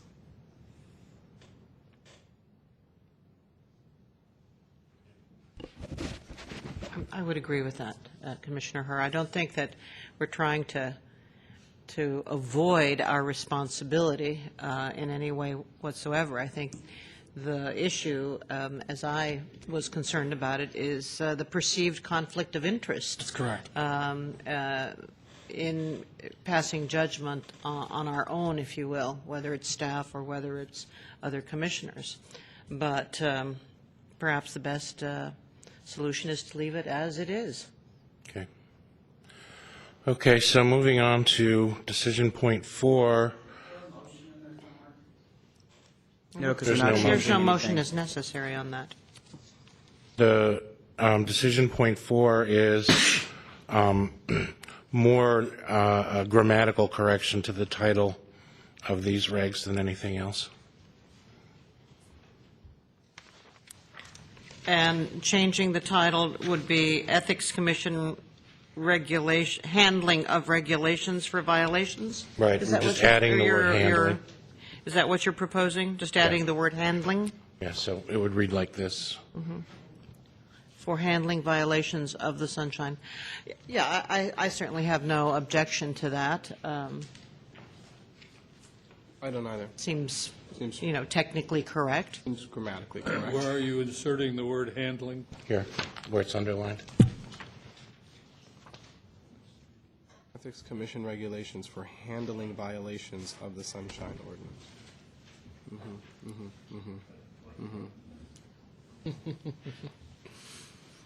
Do we need a motion for that? Yes. Okay.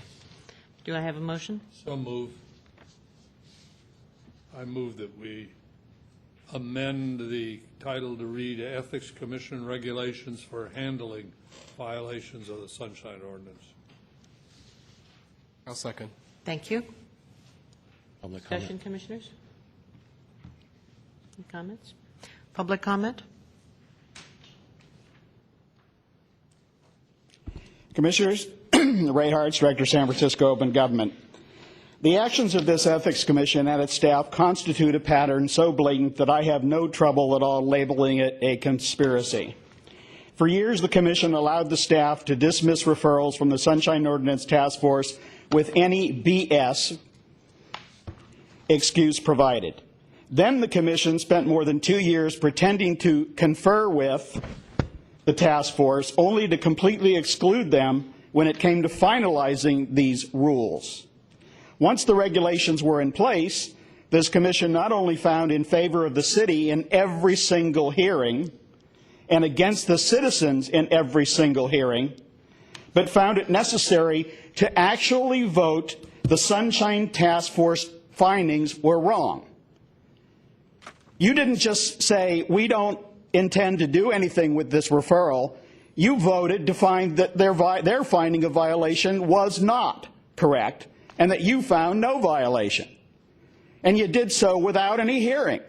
They at least held a hearing when they found the violation. You just decided to ignore the facts, and as I read from the Good Government Guide, you're supposed to listen to the facts and make a decision based on the facts and the law. You don't. You simply say, task force, you got it wrong.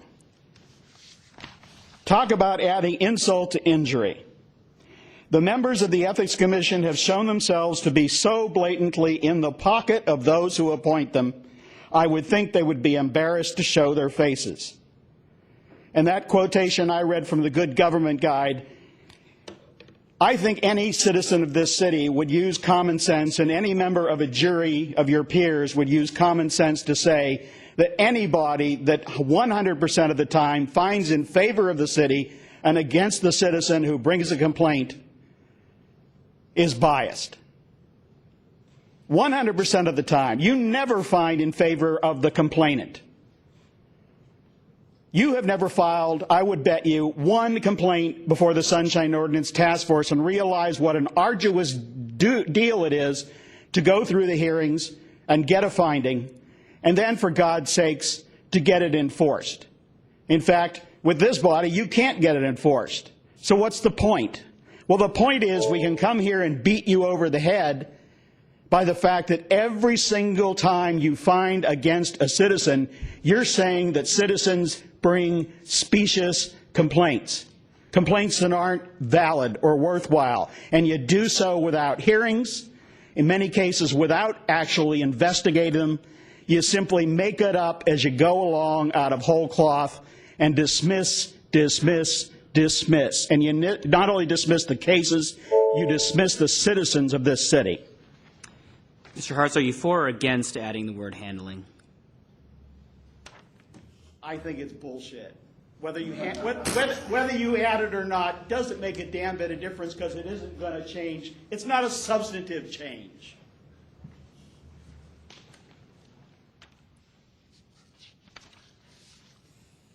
Peter Warfield, Executive Director of Library Users Association. I oppose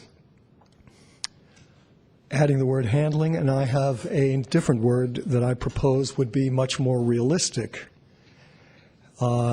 given the record and the direction of the Ethics Commission. I think it should say Ethics Commission regulations for dismissing violations of the Sunshine Ordinance. I think that would be much more realistic and give the public a better sense for what actually happens at Ethics Commission hearings. I'd also like to propose that you put off the change so that the broader public might weigh in, and I'm tempted to announce a contest that Library Users Association would like to hold for the best title for these regulations, and I would propose to bring the results and for you to solicit the results and bring them to a subsequent hearing. Thanks very much. To be very perfectly clear, Commissioner Hur, I'm speaking against this, all right? Appreciate it. The rationale that Mr. St. Croix so blatantly included on 3B was because he was concerned about wanting to avoid imposing work on other ethics agencies. How noble of him. But you know what? That's not his job. Your job is not to worry about imposing work on another agency. Your job is to enforce orders of determination that are sent over here for enforcement. So the handling part is really rude. We're not dogs. We're not horses. We're people. We don't need to be handled. What you should do is introduce a motion to change the title of this regulation to the Ethics Commission's regulation for enforcement of Sunshine Ordinance violations. Your job is enforcement. Your job is not adjudication. It's not to find mitigating circumstances to simply dismiss cases at all. I mean, routinely. All 39 of them, which you've mitigated and tossed out. Your job is enforcement. And the title of the document needs to reflect what it is that you're supposed to be doing.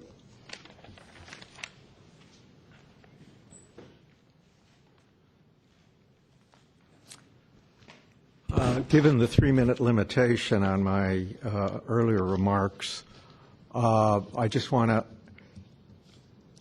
annotate them a bit for the regulations as a whole. I commented earlier that I wasn't provided with any record that indicated you saw these proposed regulations before I did, which was on Friday. They were incubated for months, and as I mentioned, you really needed a serious legal analysis before the so-called 1L was proposed. The facts are pretty clear that this is an attempt to exclude Mr. St. Croix from the type of lawsuit that I filed 4 years ago, that cost the city $25,000, and that it may cost the city some additional money, as I had to file another lawsuit last week involving his failure to produce or disclose public records, notwithstanding the orders issued by the task force. So, it's important that you understand how the Sunshine Ordinance works. And I think that if you depend on staff to inform you, that you're going to miss quite a bit.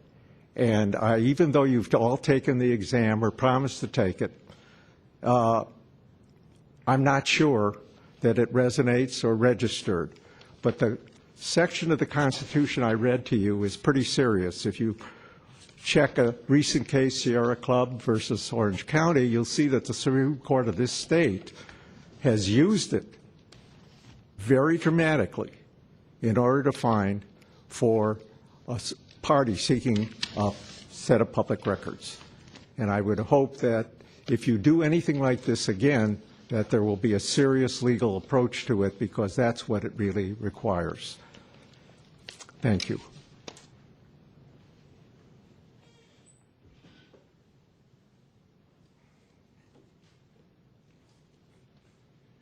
Yes, very briefly. Of course, stop the corporate rape of the public library. Don't give money to the Friends of the Library. Don't accept money from the Friends of the Library. Truthfully, it probably doesn't matter whether you have handling violations or enforcing violations. I do have a proposal, though, because it's so synergistic. I suggest we put there diddling violations of the Sunshine Ordinance. Now, what's the point? The point should be obvious. Are you going to come back in October, propose diddling the violations, and not take public comments because it's not a substantive change? No, it's a substantial change. Goodness knows you should take public comment. Thank you. Thank you. Commissioners. Shall we call the question? All those in favor of changing the title, including the word handling violations? Aye. Aye. Aye. Motion passes.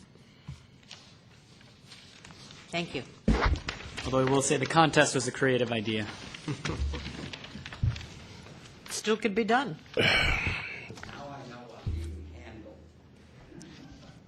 The next agenda item is the annual report. The draft you have in front of me. The language in italics is last year's report. The regular print is this year's report. So the staff is here to entertain any additions, changes, or deletions that the commissioners are interested in conducting. Sorry, can you say that one more time? The print in italic is last year's report. The regular print is this year's draft report. So again, the staff is here to take any suggestions for additions, changes, or deletions that the commissioners have. And what is the deadline on this? There's not a statutory deadline. We're just required to do this every year.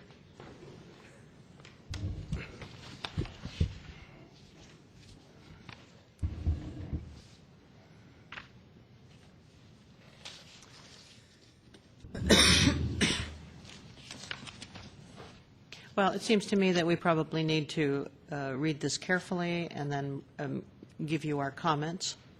I don't know if the comments have to be given during our public hearing, or can we forward those comments to you? No, you can do that. Via email.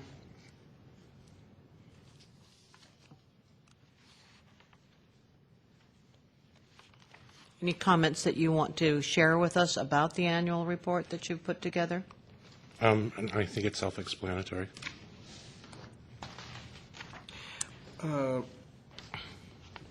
St. Croix, so I was looking at the org chart, and it is, so we've come up 1 FTE, right?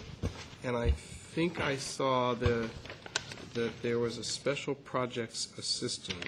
Is that right? Yeah, that's not here, but not there. And was there a restructuring of existing staff? No, we have 18 statutory positions. The special project assistant is a temporary position. I see.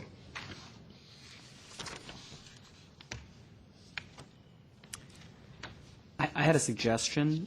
I think it'd be helpful to include, to the extent we have records of them, the vote for each thing that we passed, whether it was 4-0 or 5-0 or 4-1 or 3-2. Okay. Unless that is an inordinate amount of work. We'll let you know.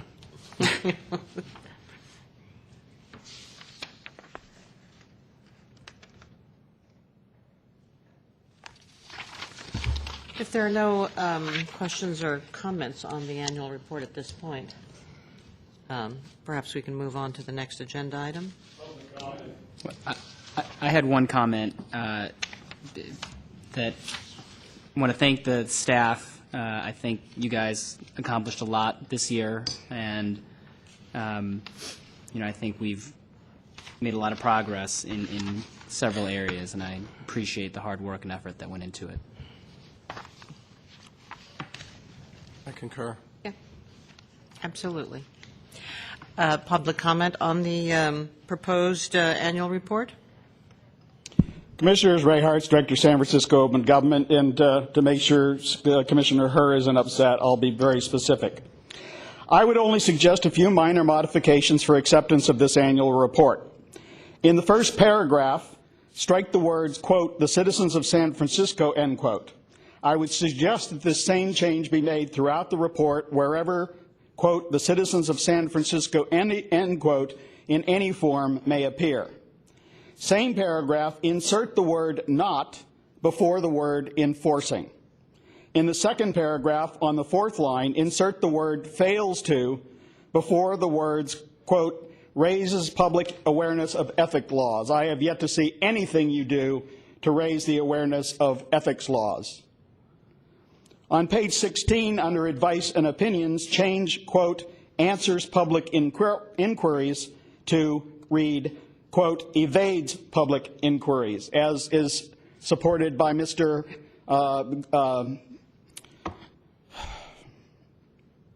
Well, the last lawsuits has been filed against you for withholding public records. Everything else in this report amounts to nothing more than rearranging deck chairs on the Titanic. The Ethics Commission and its staff expend all of the resources amounting to millions of dollars each year only to finally fail in enforcement and even provide exemptions from regulations. Every time I see something come before you where you make a rule and somebody says, well, I need to have an exception to this, you grant it. So you get these people who are in the city government making contracts with outside agencies who do then simply ignore the law and allow to go to work for that same agency. What's the point of having a law if you're not going to enforce it? This commission serves exclusively city employees, elected officials, and appointed officials. There is really nobody that I know, and all you had to do is look at all the people who spoke tonight. There's not one single person who spoke in favor of anything you plan to do.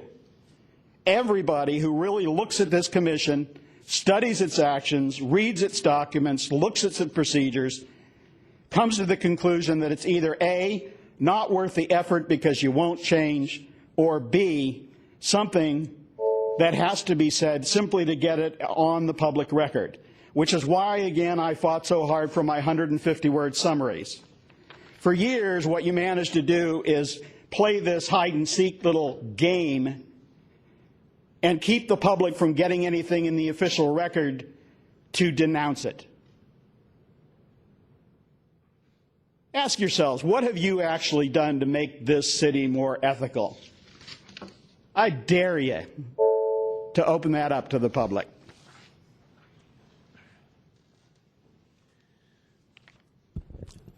Good evening, Commissioners. Dr. Derek Kerr. This annual report is much better than recent ones, particularly the section on investigations and enforcement. You provided the numbers that are required under the Campaign and Governmental Conduct Code that hadn't been provided since 2005, so this is a big improvement, and I very much appreciate the work that went into it. Thank you.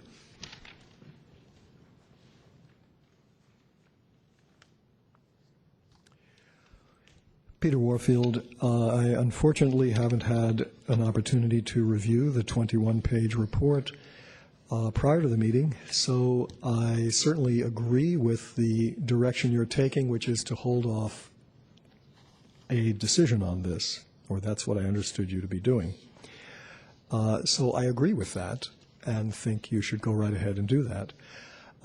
In practical terms, I think a 21-page report, or even one much shorter, would usefully have a table of contents.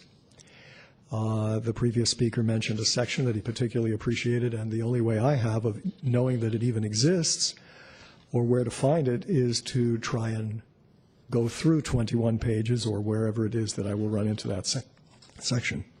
So I think it would actually be helpful to have a table of contents, and I don't think that would be a lot of work, and I think it would add one page.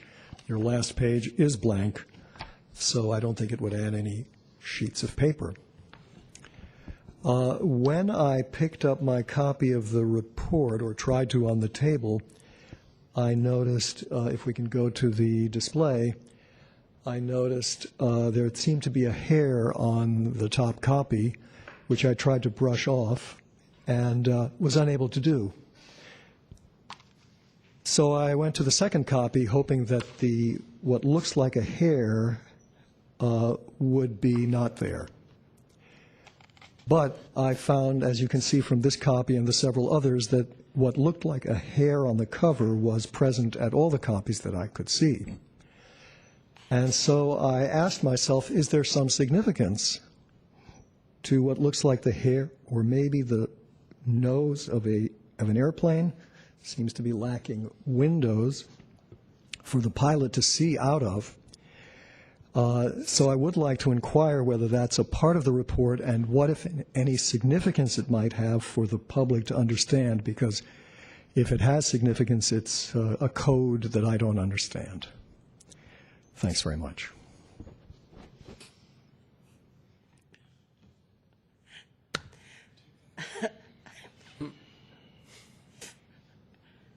Commissioners?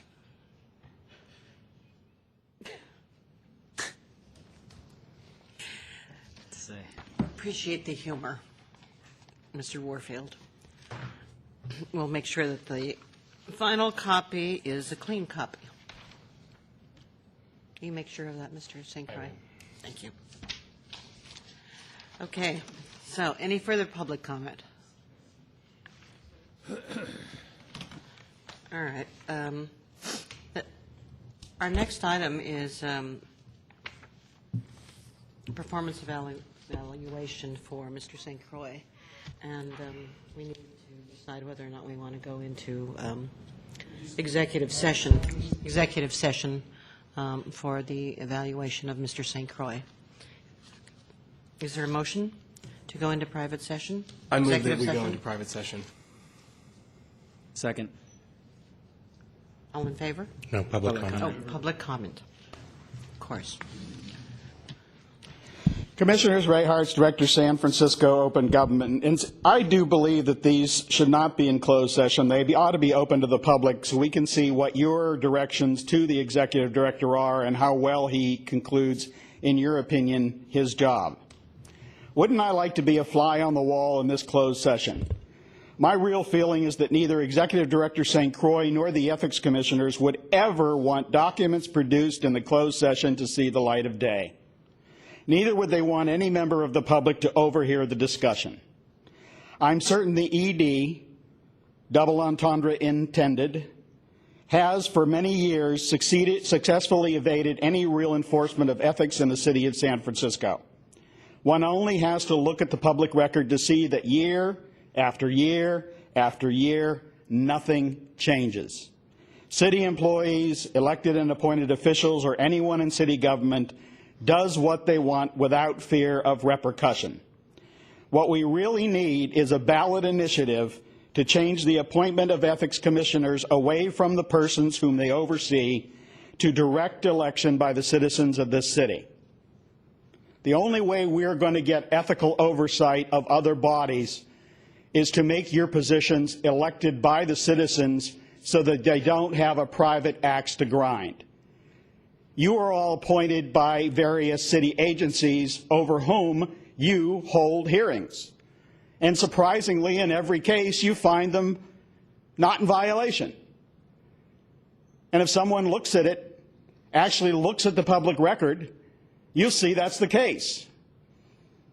And I want to make it very clear, the Sunshine Ordinance, while it doesn't require you to respond to any comments of the public, I notice that whenever I make my comments, you always make funny faces and things like that, but nobody ever responds.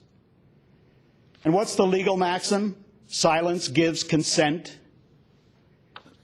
I really see nothing in the last 3 or 4 years that I have been watching this Ethics Commission that has done anything, any single action, any group action, any collective action that has made this city more ethical, that has made city officials more responsive, more likely to produce public records, more likely to allow people to speak in public forums. Nothing. And if you're satisfied with serving terms on these bodies and having at the end of the time produced absolutely nothing, and to be satisfied only with the plaudits of your fellow commissioners, absent any positive remarks from the public who are the receipt of your actions, then so be it.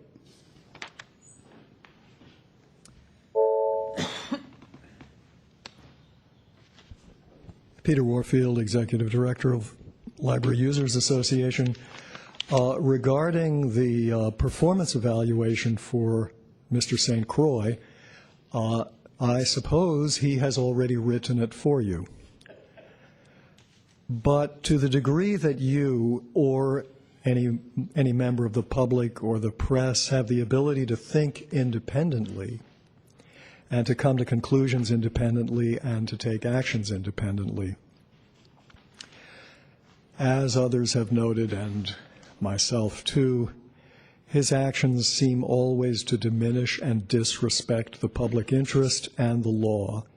And his methods, he's a very intelligent man, his methods are at times downright dishonest. I'll take as an example my own recent experience with a complaint that Library Users Association brought to the Sunshine Ordinance Task Force. They found in our favor and forwarded the determination, the order of determination, to you.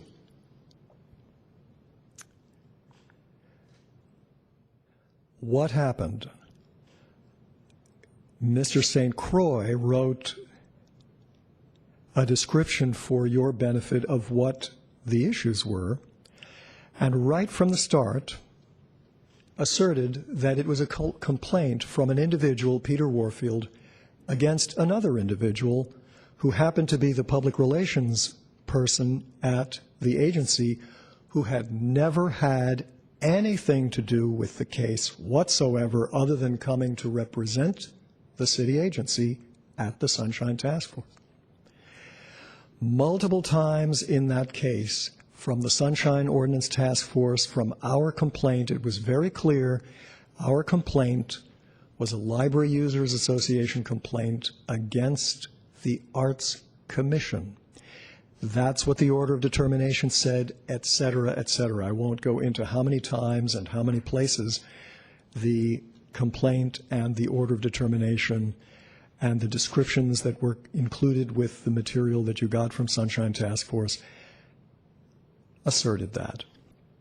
But Mr. St. Croix found that it was a complaint by an individual against an individual, and therefore, very substantively, shall we say, or substantively, you would follow a whole set of rules that were different from the rules that you would follow were it against the agency. That was fundamentally dishonest and, at the very least, inaccurate. And it completely tilted the whole procedure as well as the outcome so that there could be no effective action taken. And that, I think, is something you should take into account in your evaluation. Thank you.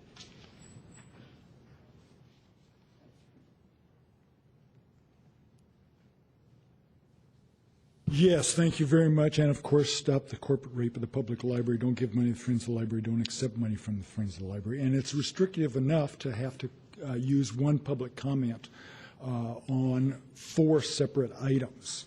I hope you've taken a look at Mr. Grossman's latest lawsuit.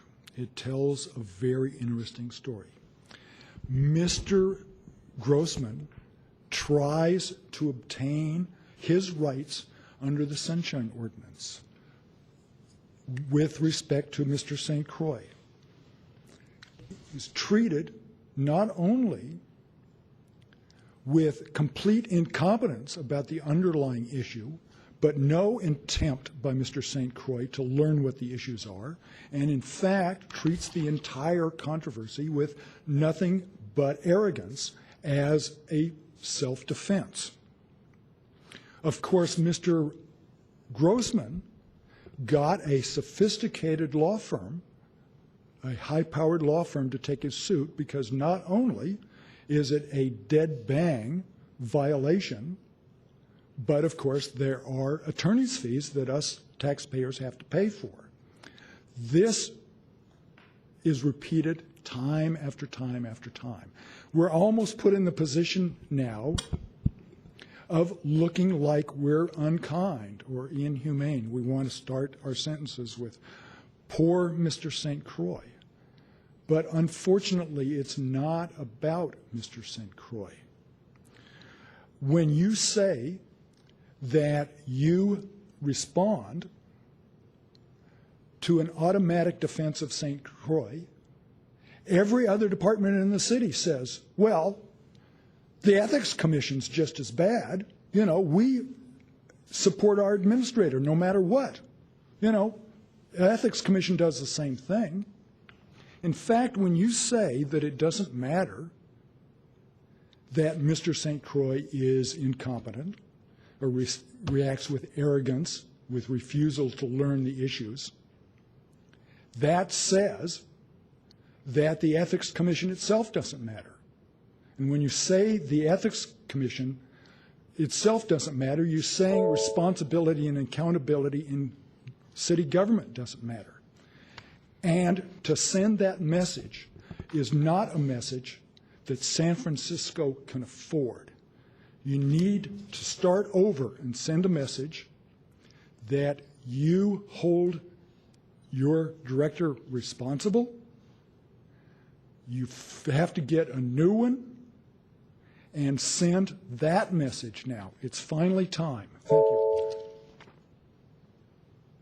Thank you. Commissioners. Call the question. The motion before us is, do we want to go into executive session for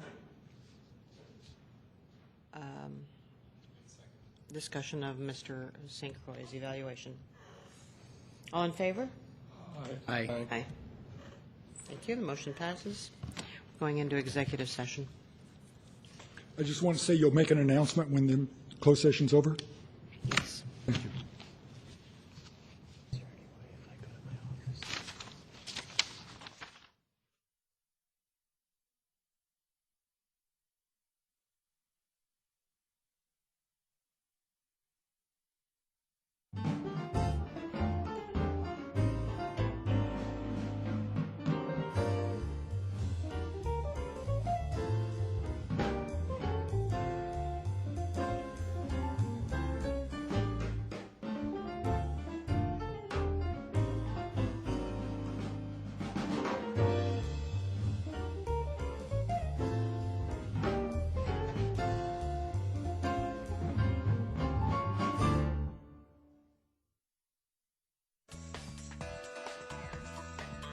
SF Gov TV, San Francisco Government Television.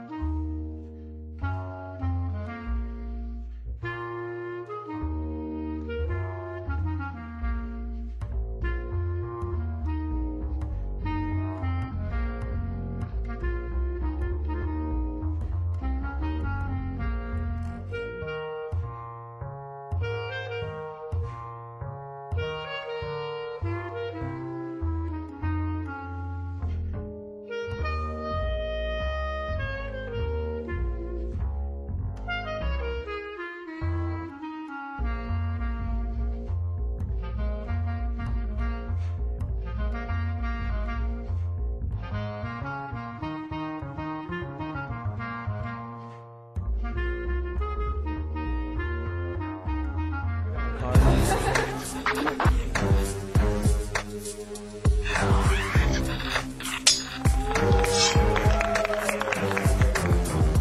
cards?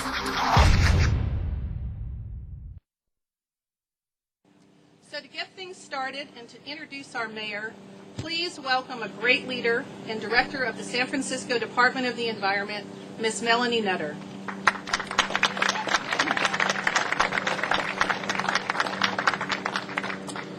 Good morning, everyone. My name is Melanie Nutter. I'm the director of the San Francisco Department of the Environment, and I wanted to first thank you all for joining us to celebrate electric vehicles in San Francisco. Before I get a chance to introduce our mayor, I did also want to congratulate Maureen Blanc, as well as Charge Across Town for organizing another fantastic event today. And also really wanted to thank you for your leadership, Maureen, and Charge Across Town, and helping to advance the adoption of electric vehicles, both here and in the Bay Area. So in San Francisco, we know that transportation is responsible for the second highest contributor to our greenhouse gas emissions in the city.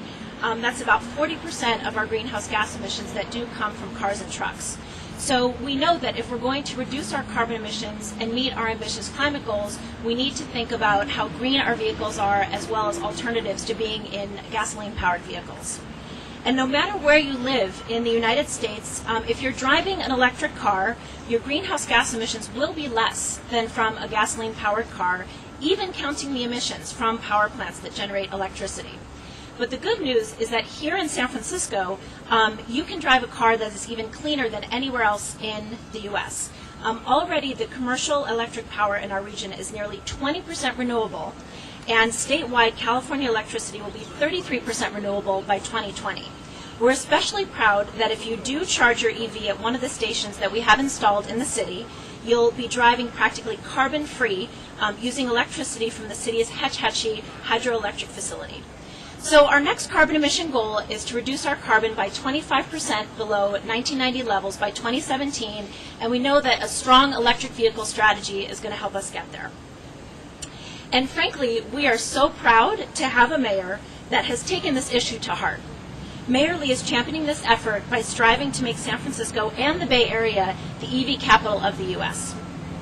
Under Mayor Lee's leadership, San Francisco has one of the most extensive public charging infrastructure for electric vehicles in the country. We've made sure that EV owners can get chargers installed in their homes without regulatory delays, and have helped dozens of apartment and condo buildings install chargers for their residents. And finally, the city fleet is becoming more electric even as we reduce the overall size of the fleet. So it is my great pleasure to welcome, and I hope that you will join me in welcoming, our mayor, Mayor Ed Lee.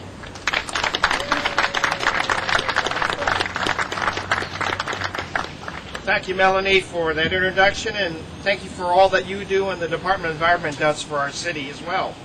Good morning, everybody. Welcome to EV Week 2013 in San Francisco, innovation capital of the world, greenest city in North America, and the EV capital of the world. And I want to also just extend my thanks to Maureen and to Charge Across Town for your wonderful leadership.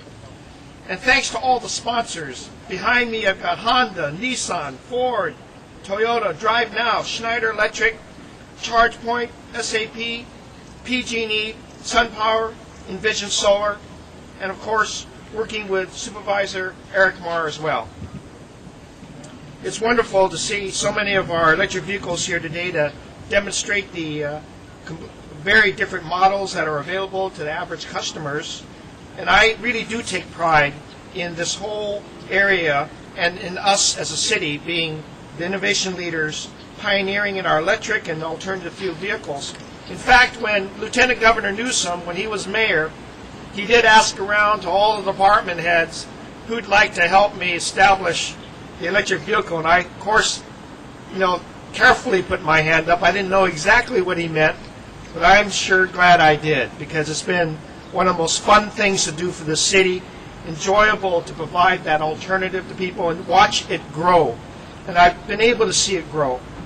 In fact, now more than 40% of our San Francisco greenhouse gas emissions still come from the transportation sector, and we want to eliminate that.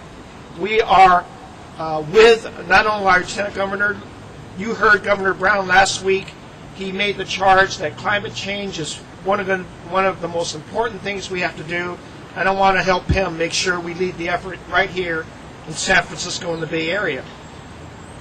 And you heard just a few weeks ago we added bike sharing as another transportation option for our city, and I know there's going to be a lot of support for that expansion.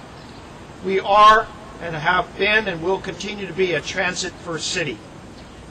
And when you need a car, electric vehicles are going to be an essential and convenient alternative. In the Bay Area, we already have 12,000 plug-in vehicles that have already been purchased.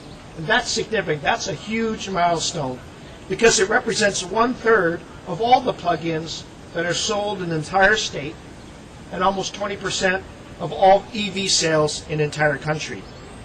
And that's because, not just because we enjoy them, we've also done the right thing as a city. In the whole Bay Area and the 9 counties that we're working with, we have built the infrastructure to support the great consumer choice. San Francisco and the Bay Area have the most extensive system of public charging stations found anywhere. In fact, over 200 public charging stations are available in more than 60 different locations in our city. We're making it easier, we're making it convenient, we're making it a part of the way we live in this very quality area of San Francisco and the Bay Area. City government installed 40% of these free public charging stations in all of our municipal garages, including our San Francisco airport. And we also want to add to that our own city transit fleet is 100% alternative fuel, either electric or biodiesel. Our Department of the Environment, I want to thank them again for their leadership because not only have they been working directly on these vehicles and the charging stations, but they've been working in those complicated areas of the apartment buildings that don't have a clear ownership or leadership in some of these buildings. And because of Multi-Charge SF, that's a program that's funded by our California Energy Commission, they've already helped some 34 apartment buildings across the city establish charging centers. And we know we have many, many more to go.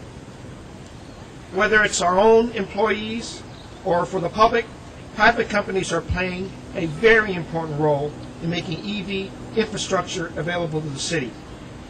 Our Department of Environment has been working with the Business Council on our Business Council on Climate Change to reach out to the entire business community in San Francisco and help companies start the process of making themselves EV ready.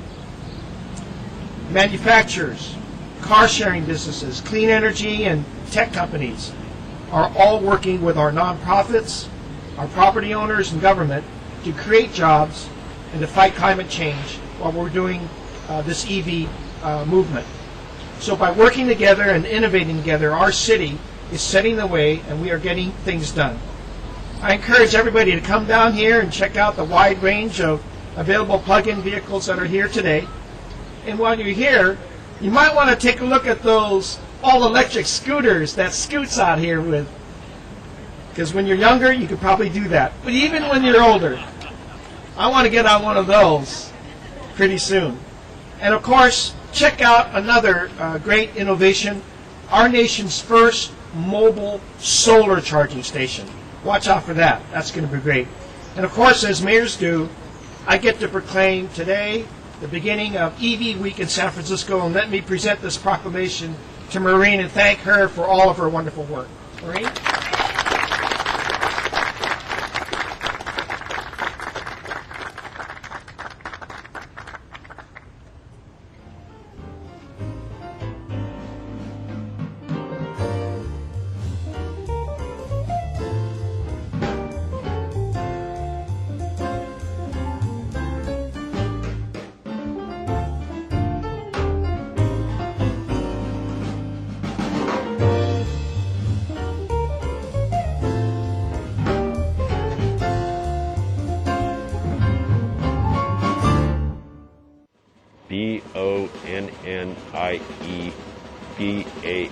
BONNIEBANKS. Bonnie Banks. My definition of noise is uncontrolled music without format. It's a pretty simple affair. Pancakes and then ear blast. Well, people get up Sundays usually around noon, the weekends or whatever, so it shouldn't be too hard to just walk into a place, have your audio alarm clock go off for 2 hours, waking you up while you're eating breakfast with maybe some interesting visuals once in a while. It's improvisation, listening or not to the person you're playing up against or people or machine. Try and get as many different people in as possible of different genres of experimental noise, power electronics, dissonance, some drone, very little, tiny bit of ambient. I think the first noise pancake show was 1999. The first God Waffle Noise Pancake show was 2001, maybe. God Waffle Noise Pancakes started from Noise Pancakes, which came out of Pubis Noir, a place on Mission Street where Brutalo from the church police would open up his house just to have Saturday morning cartoons in 3D. But a big space, you can have everybody set up the whole show and barely even move their equipment around, which is great. It's more room for an audience to move around and walk over and get pancakes without getting burned up in the kitchen. There's like people into hardcore gabber, there's people into punk rock, there's people into like really fast death metal, black metal. There's, you know, people who don't listen to music at all.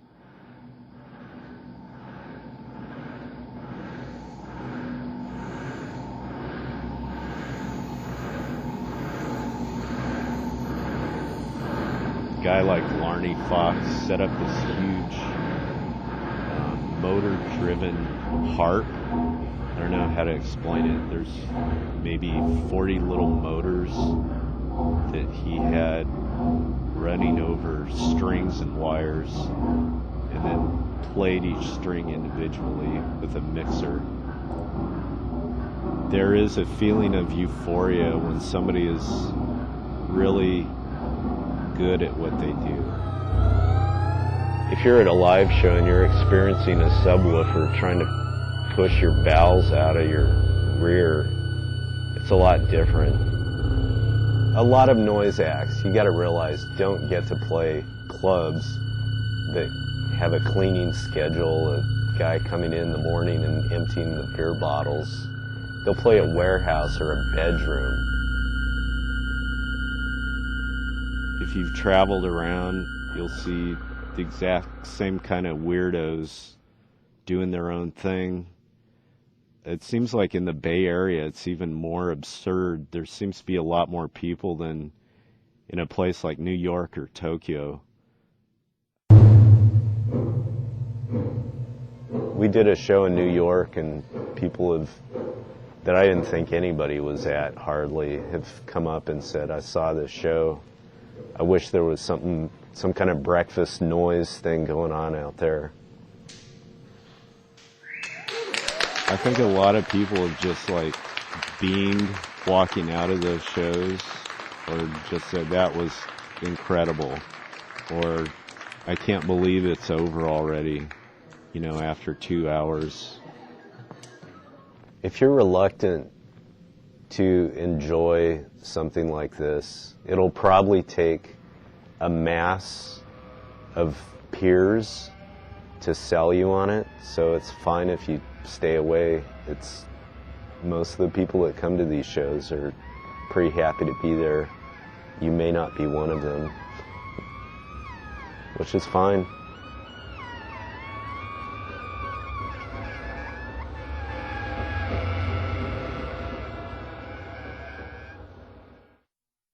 I'm Nona Melkonian, and you're watching Quick Bites, the show that explores San Francisco's love affair with food.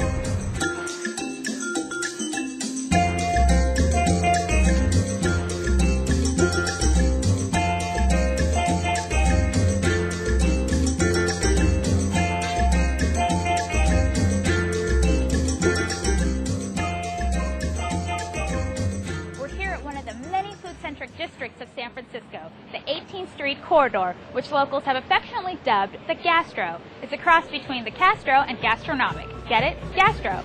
This block is famous for its lines, with the culinary likes of Tartine Bakery, Pizzeria Delfina, and Dolores Park Cafe. There is no end in sight to the mouth-watering food options here. Adding to the culinary delights on this block is the By-Right family of businesses, which includes By-Right Creamery, By-Right Market, and By-Right's nonprofit arm, 18 Reasons. By-Right Market has been here since 1940. It's been in the Moganum family since 1964. Sam Moganum's father and uncle bought the market and ran it through Sam taking it over in 1998. At that point, Sam revamped the market. He installed a kitchen in the center of the market and really made it a place where chefs come to look for ingredients. And he also brought our current mission, which is creating community through food.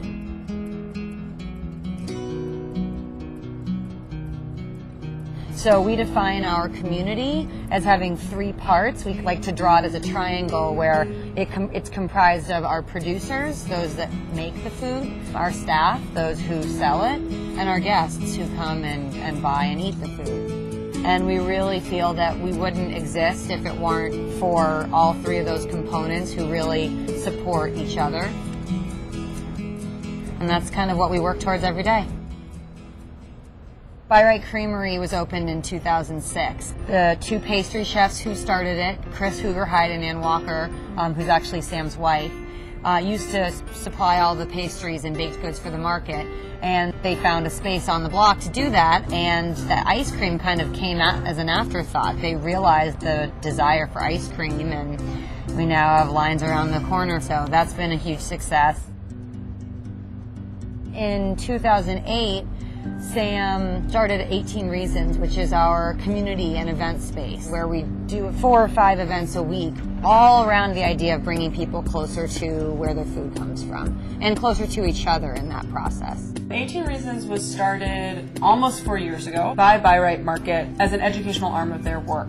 And we would have dinners and a few classes, and we understood there was momentum, that people wanted this type of engagement and education in a way that allowed for a more in-depth conversation. We grew, and now we offer, last week we had 9 events. We have a home ec series where adults learn how fat, acid, salt, and heat affect their home cooking. And then we did a teacher training workshop where San Francisco Unified Public School teachers came and learned how to use cooking to meet the Common Core standards. So we range all over the place. So we really want everyone to feel like they can be included in the conversation, as opposed to a lot of organizations, I think, which say, we're going to teach cooking, or we're going to teach gardening, or we're going to engage in the policy side of the food conversation. We say all of that's connected, and we want to provide a place that feels really community-oriented, where you can be interested in multiple of those things or one of those things, and have an entree point to meet people. And really, in the long run, our mission is to build community, and we're using food as a means to that end. It was a wonderful organization to be involved with, obviously coming from By-Right, where, everyone's treated very much like family. Coming into 18 Reasons, which is even more community focused, it's such a treat. We have these events in the evening that we really try and bring people together for. It's great. People can just come in groups, they meet friends that they didn't even know they had before. Our whole setup is focused around a communal table. So just you can be sitting across from someone and strike up a conversation. So we really are excited about that. I've never worked in catering or food service before, and it's been really fun learning about where things are coming from, where things are sourced from. Home ec's getting really popular with Samin. She's a wonderful teacher, and I think why it's a perfect match for us is that it's about home cooking. It's really about how to facilitate your ease in the kitchen so you can just cook. I love eating food. I have always loved eating food, and for me, I love that it brings me into contact with so many wonderful people. Ultimately, all of my work that I do intersects at the place where food and community meet. All of my things, whether I'm teaching classes or cooking dinner for someone or writing about food. It always comes down to empowering people and giving them a wonderful experience through food so that they can feel sort of better or empowered or just want to be around people. And I really value 18 Reasons' commitment to community and to keeping prices low and really offering a whole spectrum of offerings and at a really wide range of prices to really show that good food is not only for wealthy people and they are super committed to accessibility and to giving people a glimpse of the beauty that really is available to all of us, but sometimes we forget in our all of our day-to-day running around. We have such an aligned philosophical mission around bringing people together around food that it's so natural for me to come here. Like, yeah, it's my second home. We want them to walk away feeling like they have the tools to make change in their lives. Whether that change is voting on an issue in a way that they feel really confident about, or that change is how to roll a better pie dough, or that change is understanding why it's important to support our small farmers. Each class has a different purpose, but what we hope is that when people leave here, they understand how to achieve that goal and feel that they have the resources necessary to do so. Are you inspired? Maybe you want to learn how to grow a veggie patch in your backyard or take a class on how to cook better with fresh ingredients, or perhaps just grab a quick bite and some organic goodies. Whatever your inspirations, to find out more about 18 Reasons by going to 18reasons.org and more about Buy Right Market and Creamery by going to buyrightmarket.com. And don't forget to check out our blog for more info on any of our episodes, including recipes and outtakes at sfquickbites.tumblr.com. So until next time, may the fork be with you. Chocolate. So chocolatey.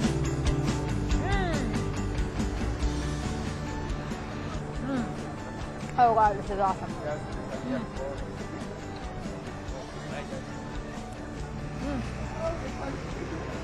Oh, I'm sorry. I thought we were done rolling.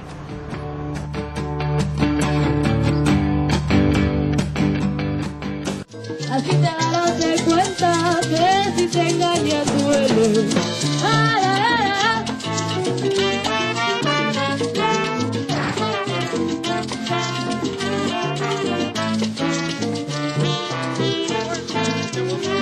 This $7.5 million renovation is part of the 2008 Clean and Safe Neighborhood Parks Bond, which was on the ballot 4 years ago. And look how that public investment has transformed our neighborhoods. Mission Playground is unique in that it serves a number of age groups, unlike many of the other properties.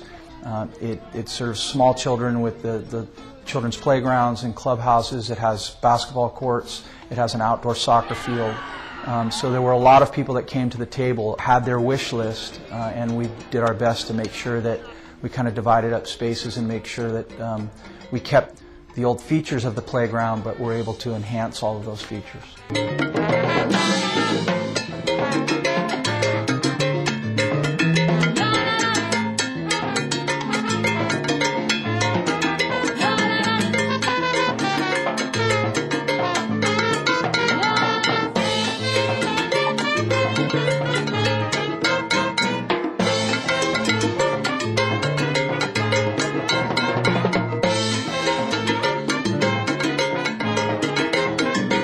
Playground and the soccer fields and the basketball courts and tennis fields is just such a key part of this neighborhood. We want kids to be here. We want families to be here. We want people to have athletic opportunities. We're given a real responsibility to ensure that the public's money is used appropriately and that something really special comes of these projects. We generally have about an opportunity maybe every 50 years to redo these spaces. And it's really, really rewarding to see children and families benefit, from the change of culture at each one of these properties. And as a result, what you see behind us, more kids are playing on our soccer fields than ever before. We have more girls playing sports than we've ever had before. And we are sending a strong message that San Francisco families are welcome and we want you to stay.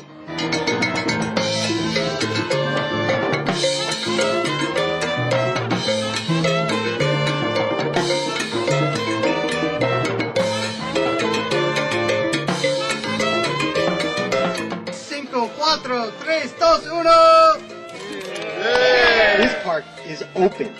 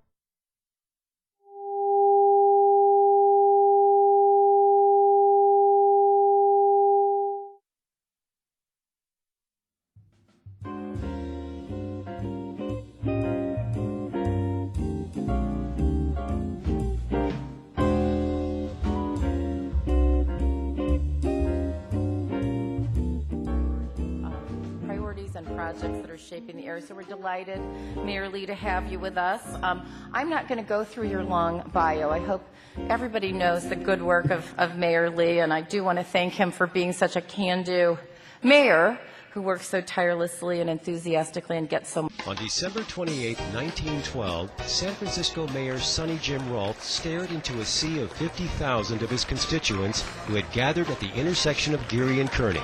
The throngs of San Franciscans had assembled to savor a moment in history, the birth of the first publicly owned transit system in a major American city, the San Francisco Municipal Railway, MUNI, as it would come to be known. Happy birthday, MUNI. Here's to the next 100 years.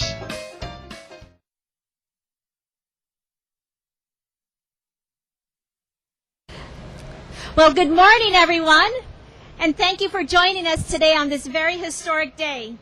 We're here today to celebrate the first concrete pour for the permanent foundation and the rail levels for the new Transbay Transit Center.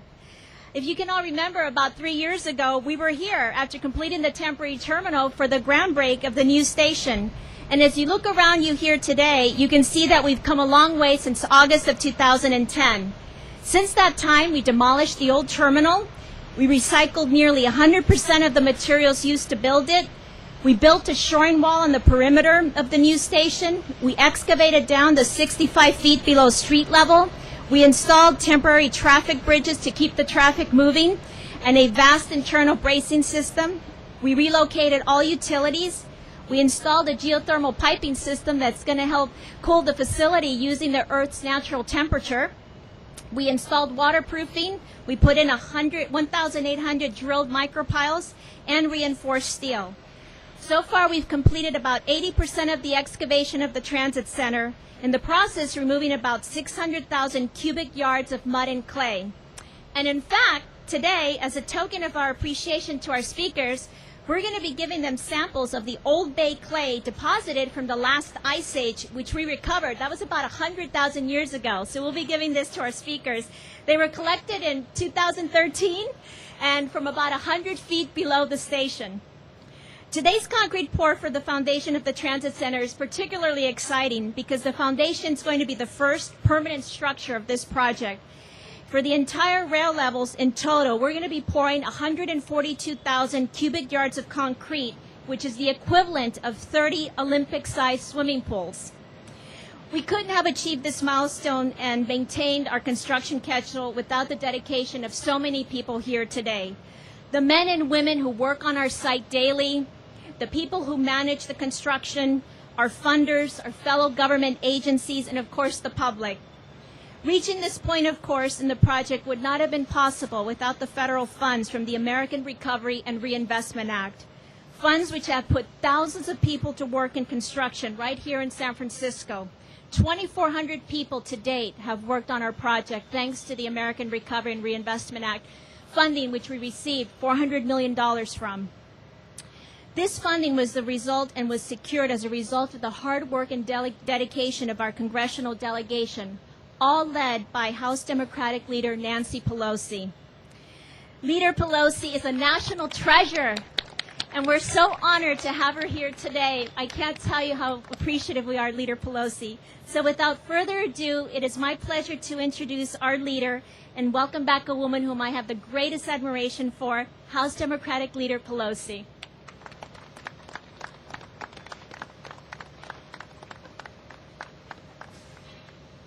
Thank you very much, Maria, for your kind words of introduction, for your exceptional leadership. When we gathered here 3 years ago, we sang your praises as a just unsurpassed operational person to get the job done, and here we are. It's an honor to be with you, Mr. Mayor, and thank you for your leadership, not only on this project, but everything that surrounds it.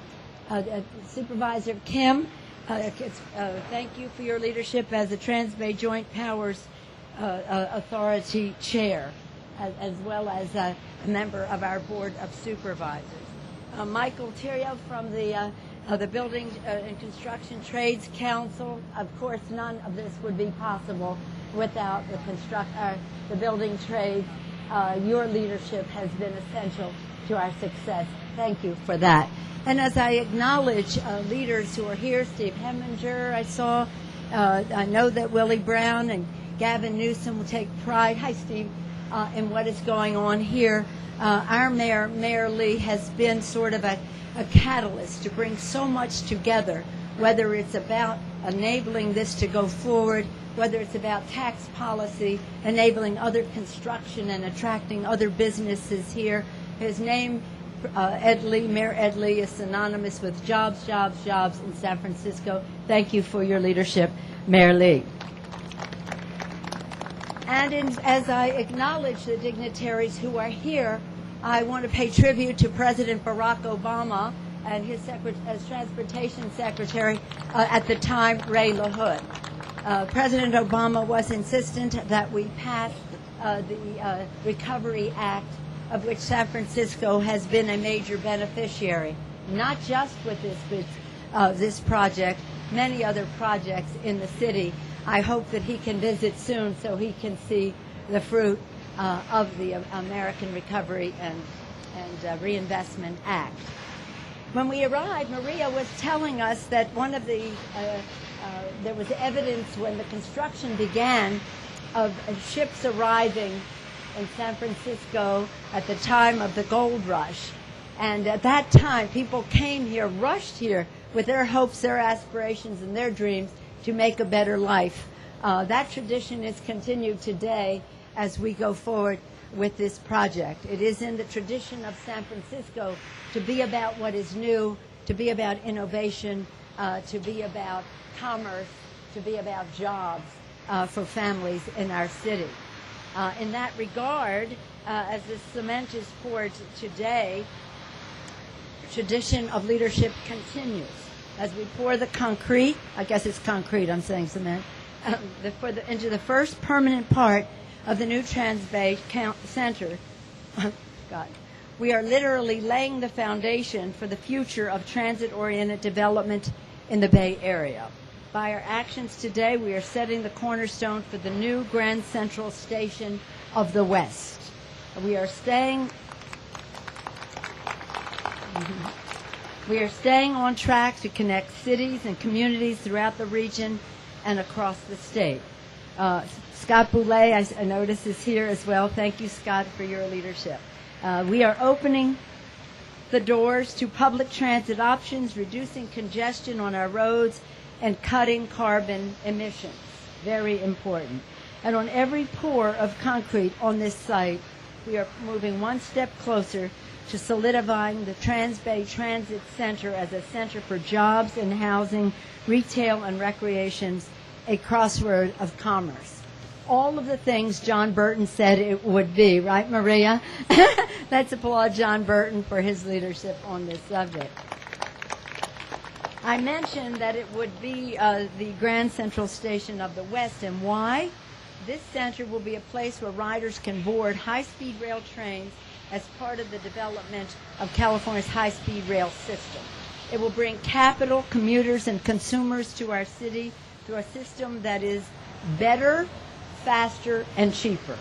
And once the Transbay Transit Center is complete, it will bring 11 transit systems together under one roof, meaning more convenience for commuters, more efficiency for workers, and more growth for our city. Today, our action serves as a marker for the entire city. Leaders in public service, in labor, and in business are united behind the success of the Transbay Center. That's why I'm so proud that the Rubber Recovery Act had over $400 million for the Transbay Center in it, for this project alone.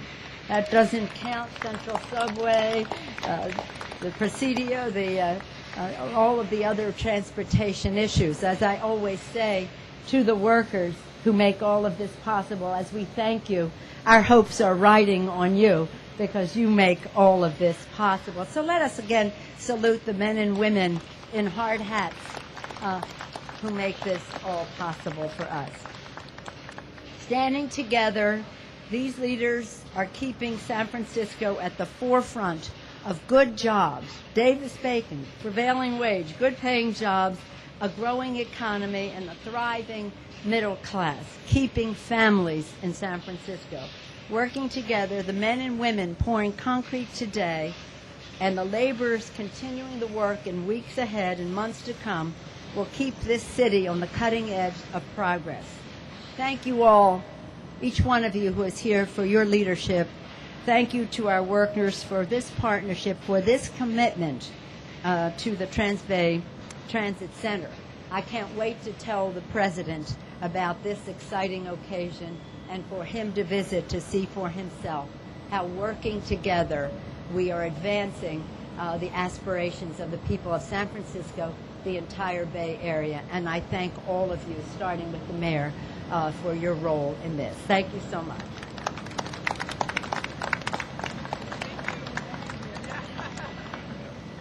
Thank you so much, Leader Pelosi, for all you have done for this project and for all that you do for our country. I should add that in 1998, many, many years ago, when this project was just but a dream, the first seed money we received was from Leader Pelosi. Leader Pelosi back then believed in the project, had the vision, and saw the project when really no one else did. And thanks to that initial seed money of $10 million, we are where we are today. So thank you so much, Leader. Our next speaker deserves tremendous praise for all that he has accomplished for our project as well as for San Francisco. Fresh from his return from inspecting our city's vital water and power infrastructure in the Sierra Nevada mountains after the impact of the wildfire, Mayor Lee knows a lot about infrastructure. He has been essential and continues to be vital to the Transbay project. He's been a supporter since its inception when he was with the Department of Public Works and then as city administrator. He has believed in the project from the beginning, and for that, Mr. Mayor, I'm very grateful. We would not be here today without your support as well.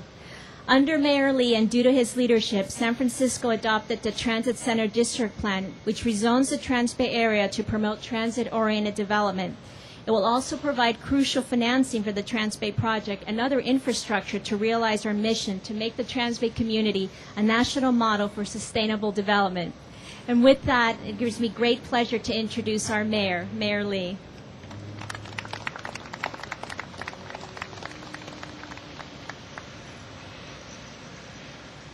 Thank you, Maria, and let me also repeat what Leader Pelosi has already done, and well so, that your leadership from day one, when Mayor Brown had made you the center of getting this done, I like to say I want that reputation of getting things done, but you've got that reputation from this project on forward, so thank you very much for your leadership.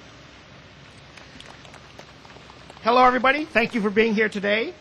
It's another important milestone in our Transbay Center for our city. And yes, earlier this week, I joined Steve Heminger at the eastern span of the Bay Bridge, infrastructure of our transportation, and then going to infrastructure up there at Moccasin and making sure that our water and power infrastructures were safe. But it comes back to what Leader Pelosi has said time and time again, as she voiced the needs of this city and this region, transportation infrastructure, if built well, will also attract workers, housing, and make our cities great. That's why Ann Halstead and Ann and all the others at MTC that are working closely with us, we know this to be very true, and that's why we spend a lot of time figuring things out on the planning side. And I want to also say thank you to John Ram at the Planning Commission as well, because with your leadership, along with Maria's and TJPA and Supervisor Kim and others, not only did we use the ARA monies as opportunities to begin this and get workers back on track of getting good jobs, but we also figured it out for the 5 other buildings in and around this area with tax increment financing, so that our general fund would not be burdened with additional taxes for the streets. In fact, we're standing on trestles right now that are built as part of this temporarily. You just came across a bridge that was built in order to get this project going, in order to have the machinery to stand next to the construction site. And as Maria said very clearly, we've got the water penetration controls, because this is right at the edge of the water, historic water that we have. So we had to do all these things to plan well. I want to say thank you to President Obama, Leader Pelosi, the entire federal delegation, because they've been very sensitive to our vision, and they've in fact embraced the vision, and we become models for the rest of the country to use infrastructure, create those immediate jobs, recover from the economy, and then attract private investments to do the same. That's the way cities have to work these days. They must work this way. This is going to be the future, and it's the Grand Central for many, many reasons. This transit center will become a critical anchor for economic development and jobs. After the thousands of jobs that the construction workers will have, there'll be 27,000 permanent jobs attached to this Transway Transit Center, ongoing, sustained. And that's why this transit district plan was so important, and it got a unanimous adoption at the Board of Supervisors because of the way everybody presented the plan and the vision, united everyone around it with a vision of the 21st century downtown. You know, downtown has been a focus for us for quite some years. We wanted to really reinvigorate our economy, and we knew that this center would do so because of transportation. You're literally within blocks of 300,000 downtown jobs in San Francisco. That enhances those jobs and attracts even more. And look what's coming. 181 Fremont began demolition of the old building last week, 54 stories of office space, residential condo building. 350 Mission Street, a LEED certified building, already 100% leased by Salesforce. 535 Mission, another LEED 27-story building. 505 Howard Street, another block away, another LEED 10-story office building. And 222 2nd Street just broke ground last week, LEED certified with another 26 stories. These stories truly represent the future of our downtown. Buildings that are sustainable, they're mixed use, they're within minutes of shopping, jobs, restaurants, and in a few short years, the best public transportation center in the region. All of these new buildings and the transit center mean good paying jobs. The 27,000 jobs we already announced as a part of this, but also 6 million square feet of new office space, 4,500 new housing, 1,200 of which, 1,200 of those housing units are going to be permanently affordable because of the financing.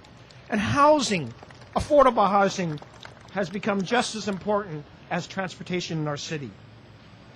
100,000 square feet of new retail space, 1,000 new hotel rooms, and for all you open space enthusiasts, 11 new acres of parks downtown open space. I said earlier, you know, the financing of this doesn't always get a lot of publicity because the finance people always are working within their confines, but no burden to the general fund means that more of our members of our board and the mayor can work together to get the social programs that we need and make sure that our funds are utilized to really get those quality life programs working in the city. I want to give, again, a special thanks to the men and women in the labor force, Mike Terrio and the construction trades, all of the different electrical workers union, the building trades are all here. Thank you for keeping this job center safe, inviting, and sustainable for everybody who wants to work in the city.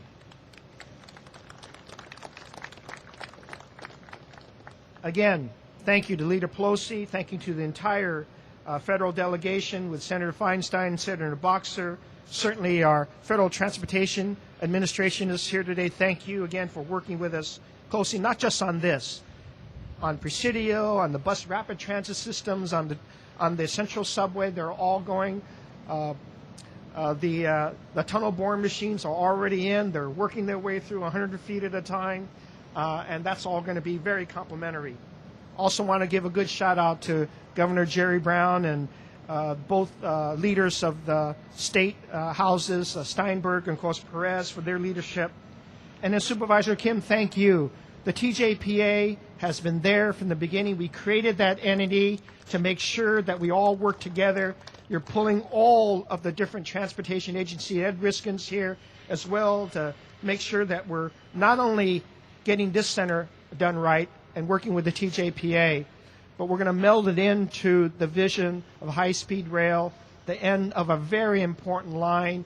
Again, the state of California is looking to San Francisco as well as the nation to get these models going. But we need to understand the history of where it all began. And when President Obama and Leader Pelosi said, we're going to recover in this economy, we've done it the right way. We'll always remember that. Thank you again, Leader Pelosi, for your leadership here, for all your support. This is a really good time to be in our city of San Francisco. And as many of you media people have always told me, be a little more concrete, Mayor Lee, where we're getting real concrete today. Thank you very much.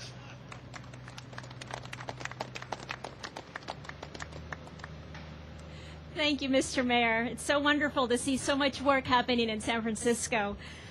Now I have a great privilege to introduce a very important woman, not only to our project, but to our district and to San Francisco. In 2010, Jane Kim was elected to the San Francisco Board of Supervisors, representing District 6, the home of the Transbay Transit Center and all of the exciting new development that's taking place for our wonderful new neighborhood.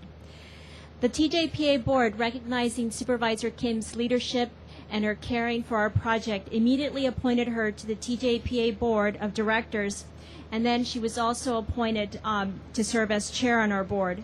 Her leadership has been essential to the progress that we have made thus far.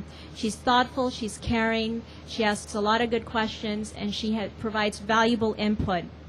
Supervisor Kim has not only been a strong advocate for Transbay and the surrounding neighborhood, but also continues to provide crucial assistance on many other factors involving the neighborhood: pedestrian safety, bicycling safety, traffic safety, and many other things that involve the community.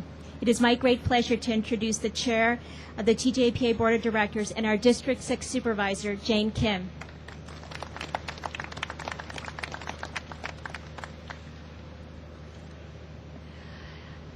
In 2011, when I began my first year in office, Maria invited the mayor and I to come to this site where we're standing today for the ribbon cutting for the beginning of the construction for the site. In 2011, these sorts of ribbon cuttings were actually more of a rarity. This was the ray of sunshine in San Francisco that was providing jobs for men and women that had not worked for years. San Francisco was still at that time in the recession that many of us remember, but you almost barely remember it today. The mayor actually, when I first started, approached me in January to talk about how we can create more jobs here in San Francisco. And he mentioned a little-known company called Twitter and their interest in staying here in San Francisco. And we then began to work on my first piece of legislation in office, the mid-market tax exclusion. Since then, in the last year and a half, I get to see the mayor almost every week at different ribbon cuttings and groundbreakings, so you would think that I'd be more used to walking in heels on these construction sites. But Michael Terrier, the president...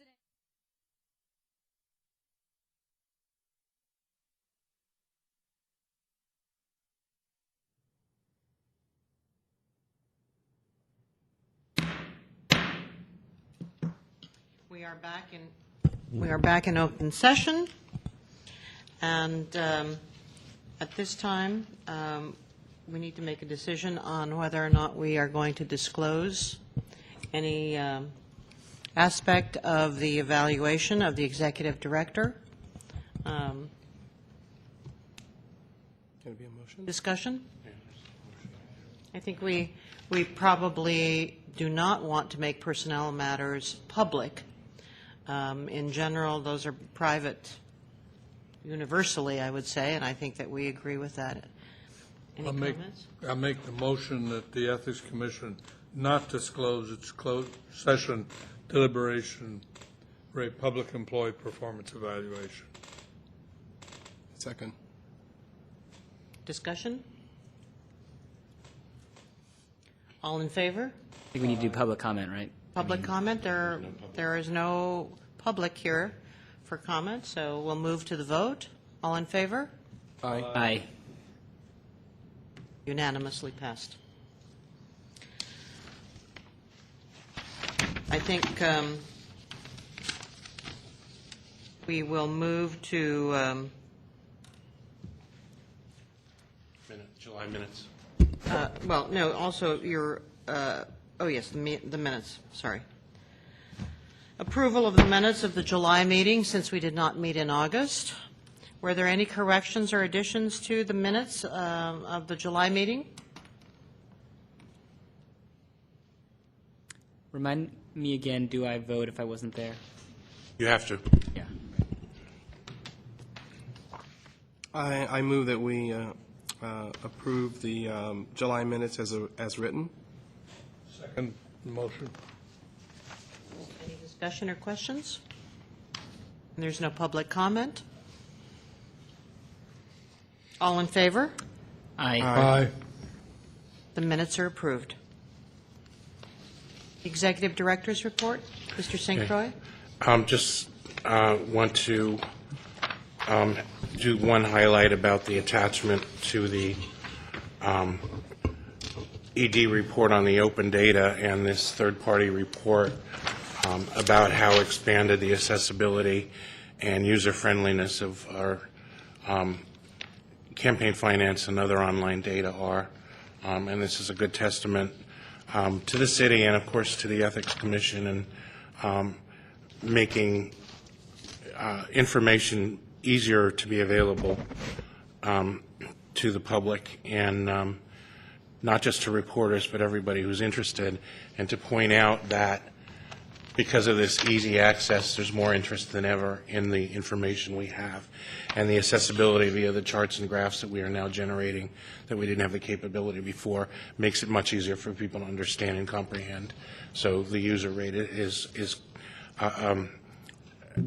increased at a rate we can appreciate. And you know, it seems like the public is really benefiting by this. I mean, because people can report on the data easily, and although we may not necessarily get a lot of credit for the work you put into doing it, we know it does allow the public a lot of access and information about campaign information, particularly as it's happening. Yeah. And it's going to keep getting better. Now, what is this publication? This open innovation. The company Socrata, the vendor that builds software for the city's data system, originally did a case study on the Commission's use of campaign finance, and as a follow-up to that, Socrata is doing a new quarterly magazine to publish results of the work that they do with various entities, including the City of San Francisco, to help make people aware of these enhanced capabilities. So this is a technology publication Yeah, that goes yes. to perhaps the tech The tech industry. community, yeah. Wait, is this their own rag? Oh, it's their own, yeah. Okay. Yeah, but they get it out there.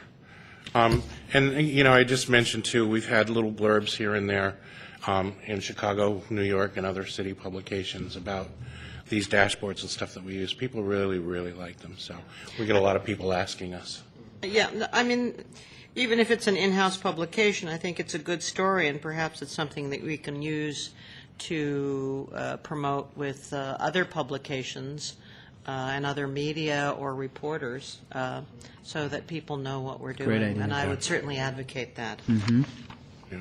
And I do think some of the work is getting out there. Earlier this year, the Chicago Ethics Commission is looking for an online filing system, and they looked all over the country, and they told us that we thought we had the gold. They thought we had the gold standard.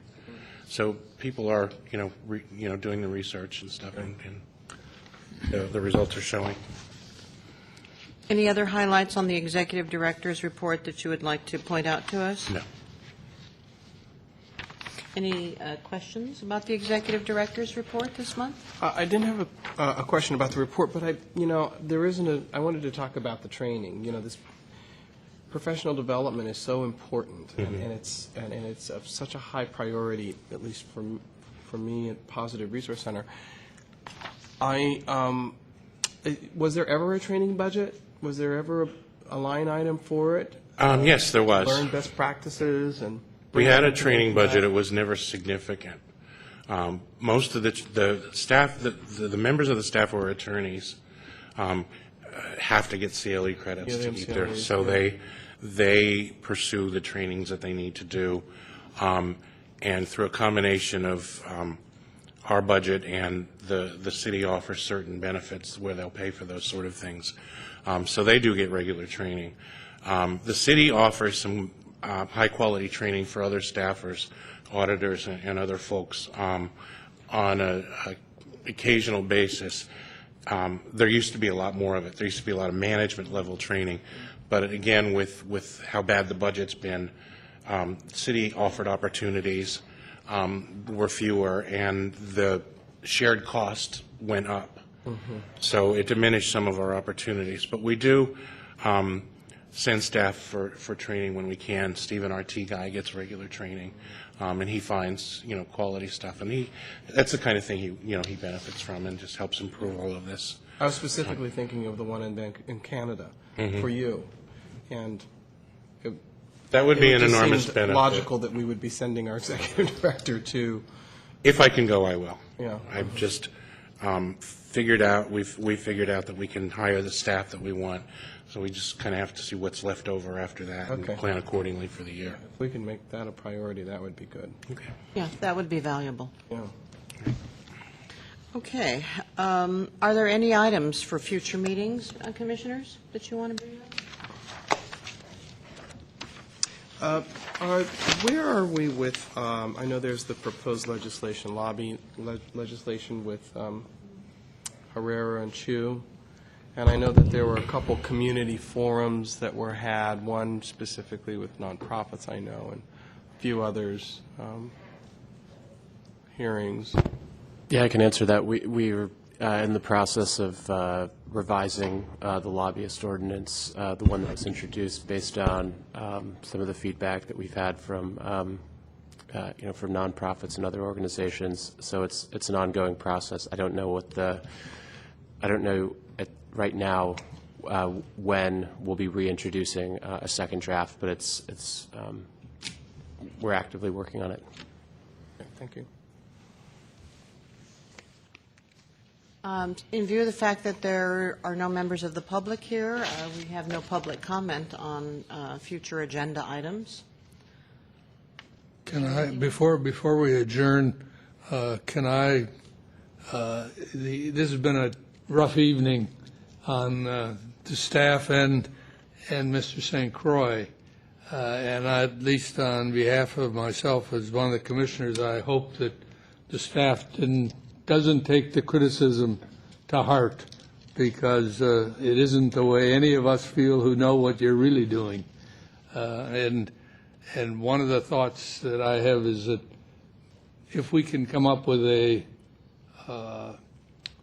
some method to get the word out better to the public, and not leave unanswered the accusations that were being made by some of the members of the public that this commission does nothing and that the staff does nothing and that you were trying to exempt yourself from the ethics commission oversight, because I think they were all unfounded and unfounded comments. Thank you, Commissioner Rennie. Well put. And I think that we all heartily agree with what you just said. And we want to congratulate you, Mr. St. Croix, for the hard work that you've done. Thank you. And also to you specifically not take such comments when they're so negative personally nor to heart. Thank you very much. Do I hear a motion to adjourn? So moved. Second. All in favor? Aye. The meeting of the Ethics Commission is adjourned until next month.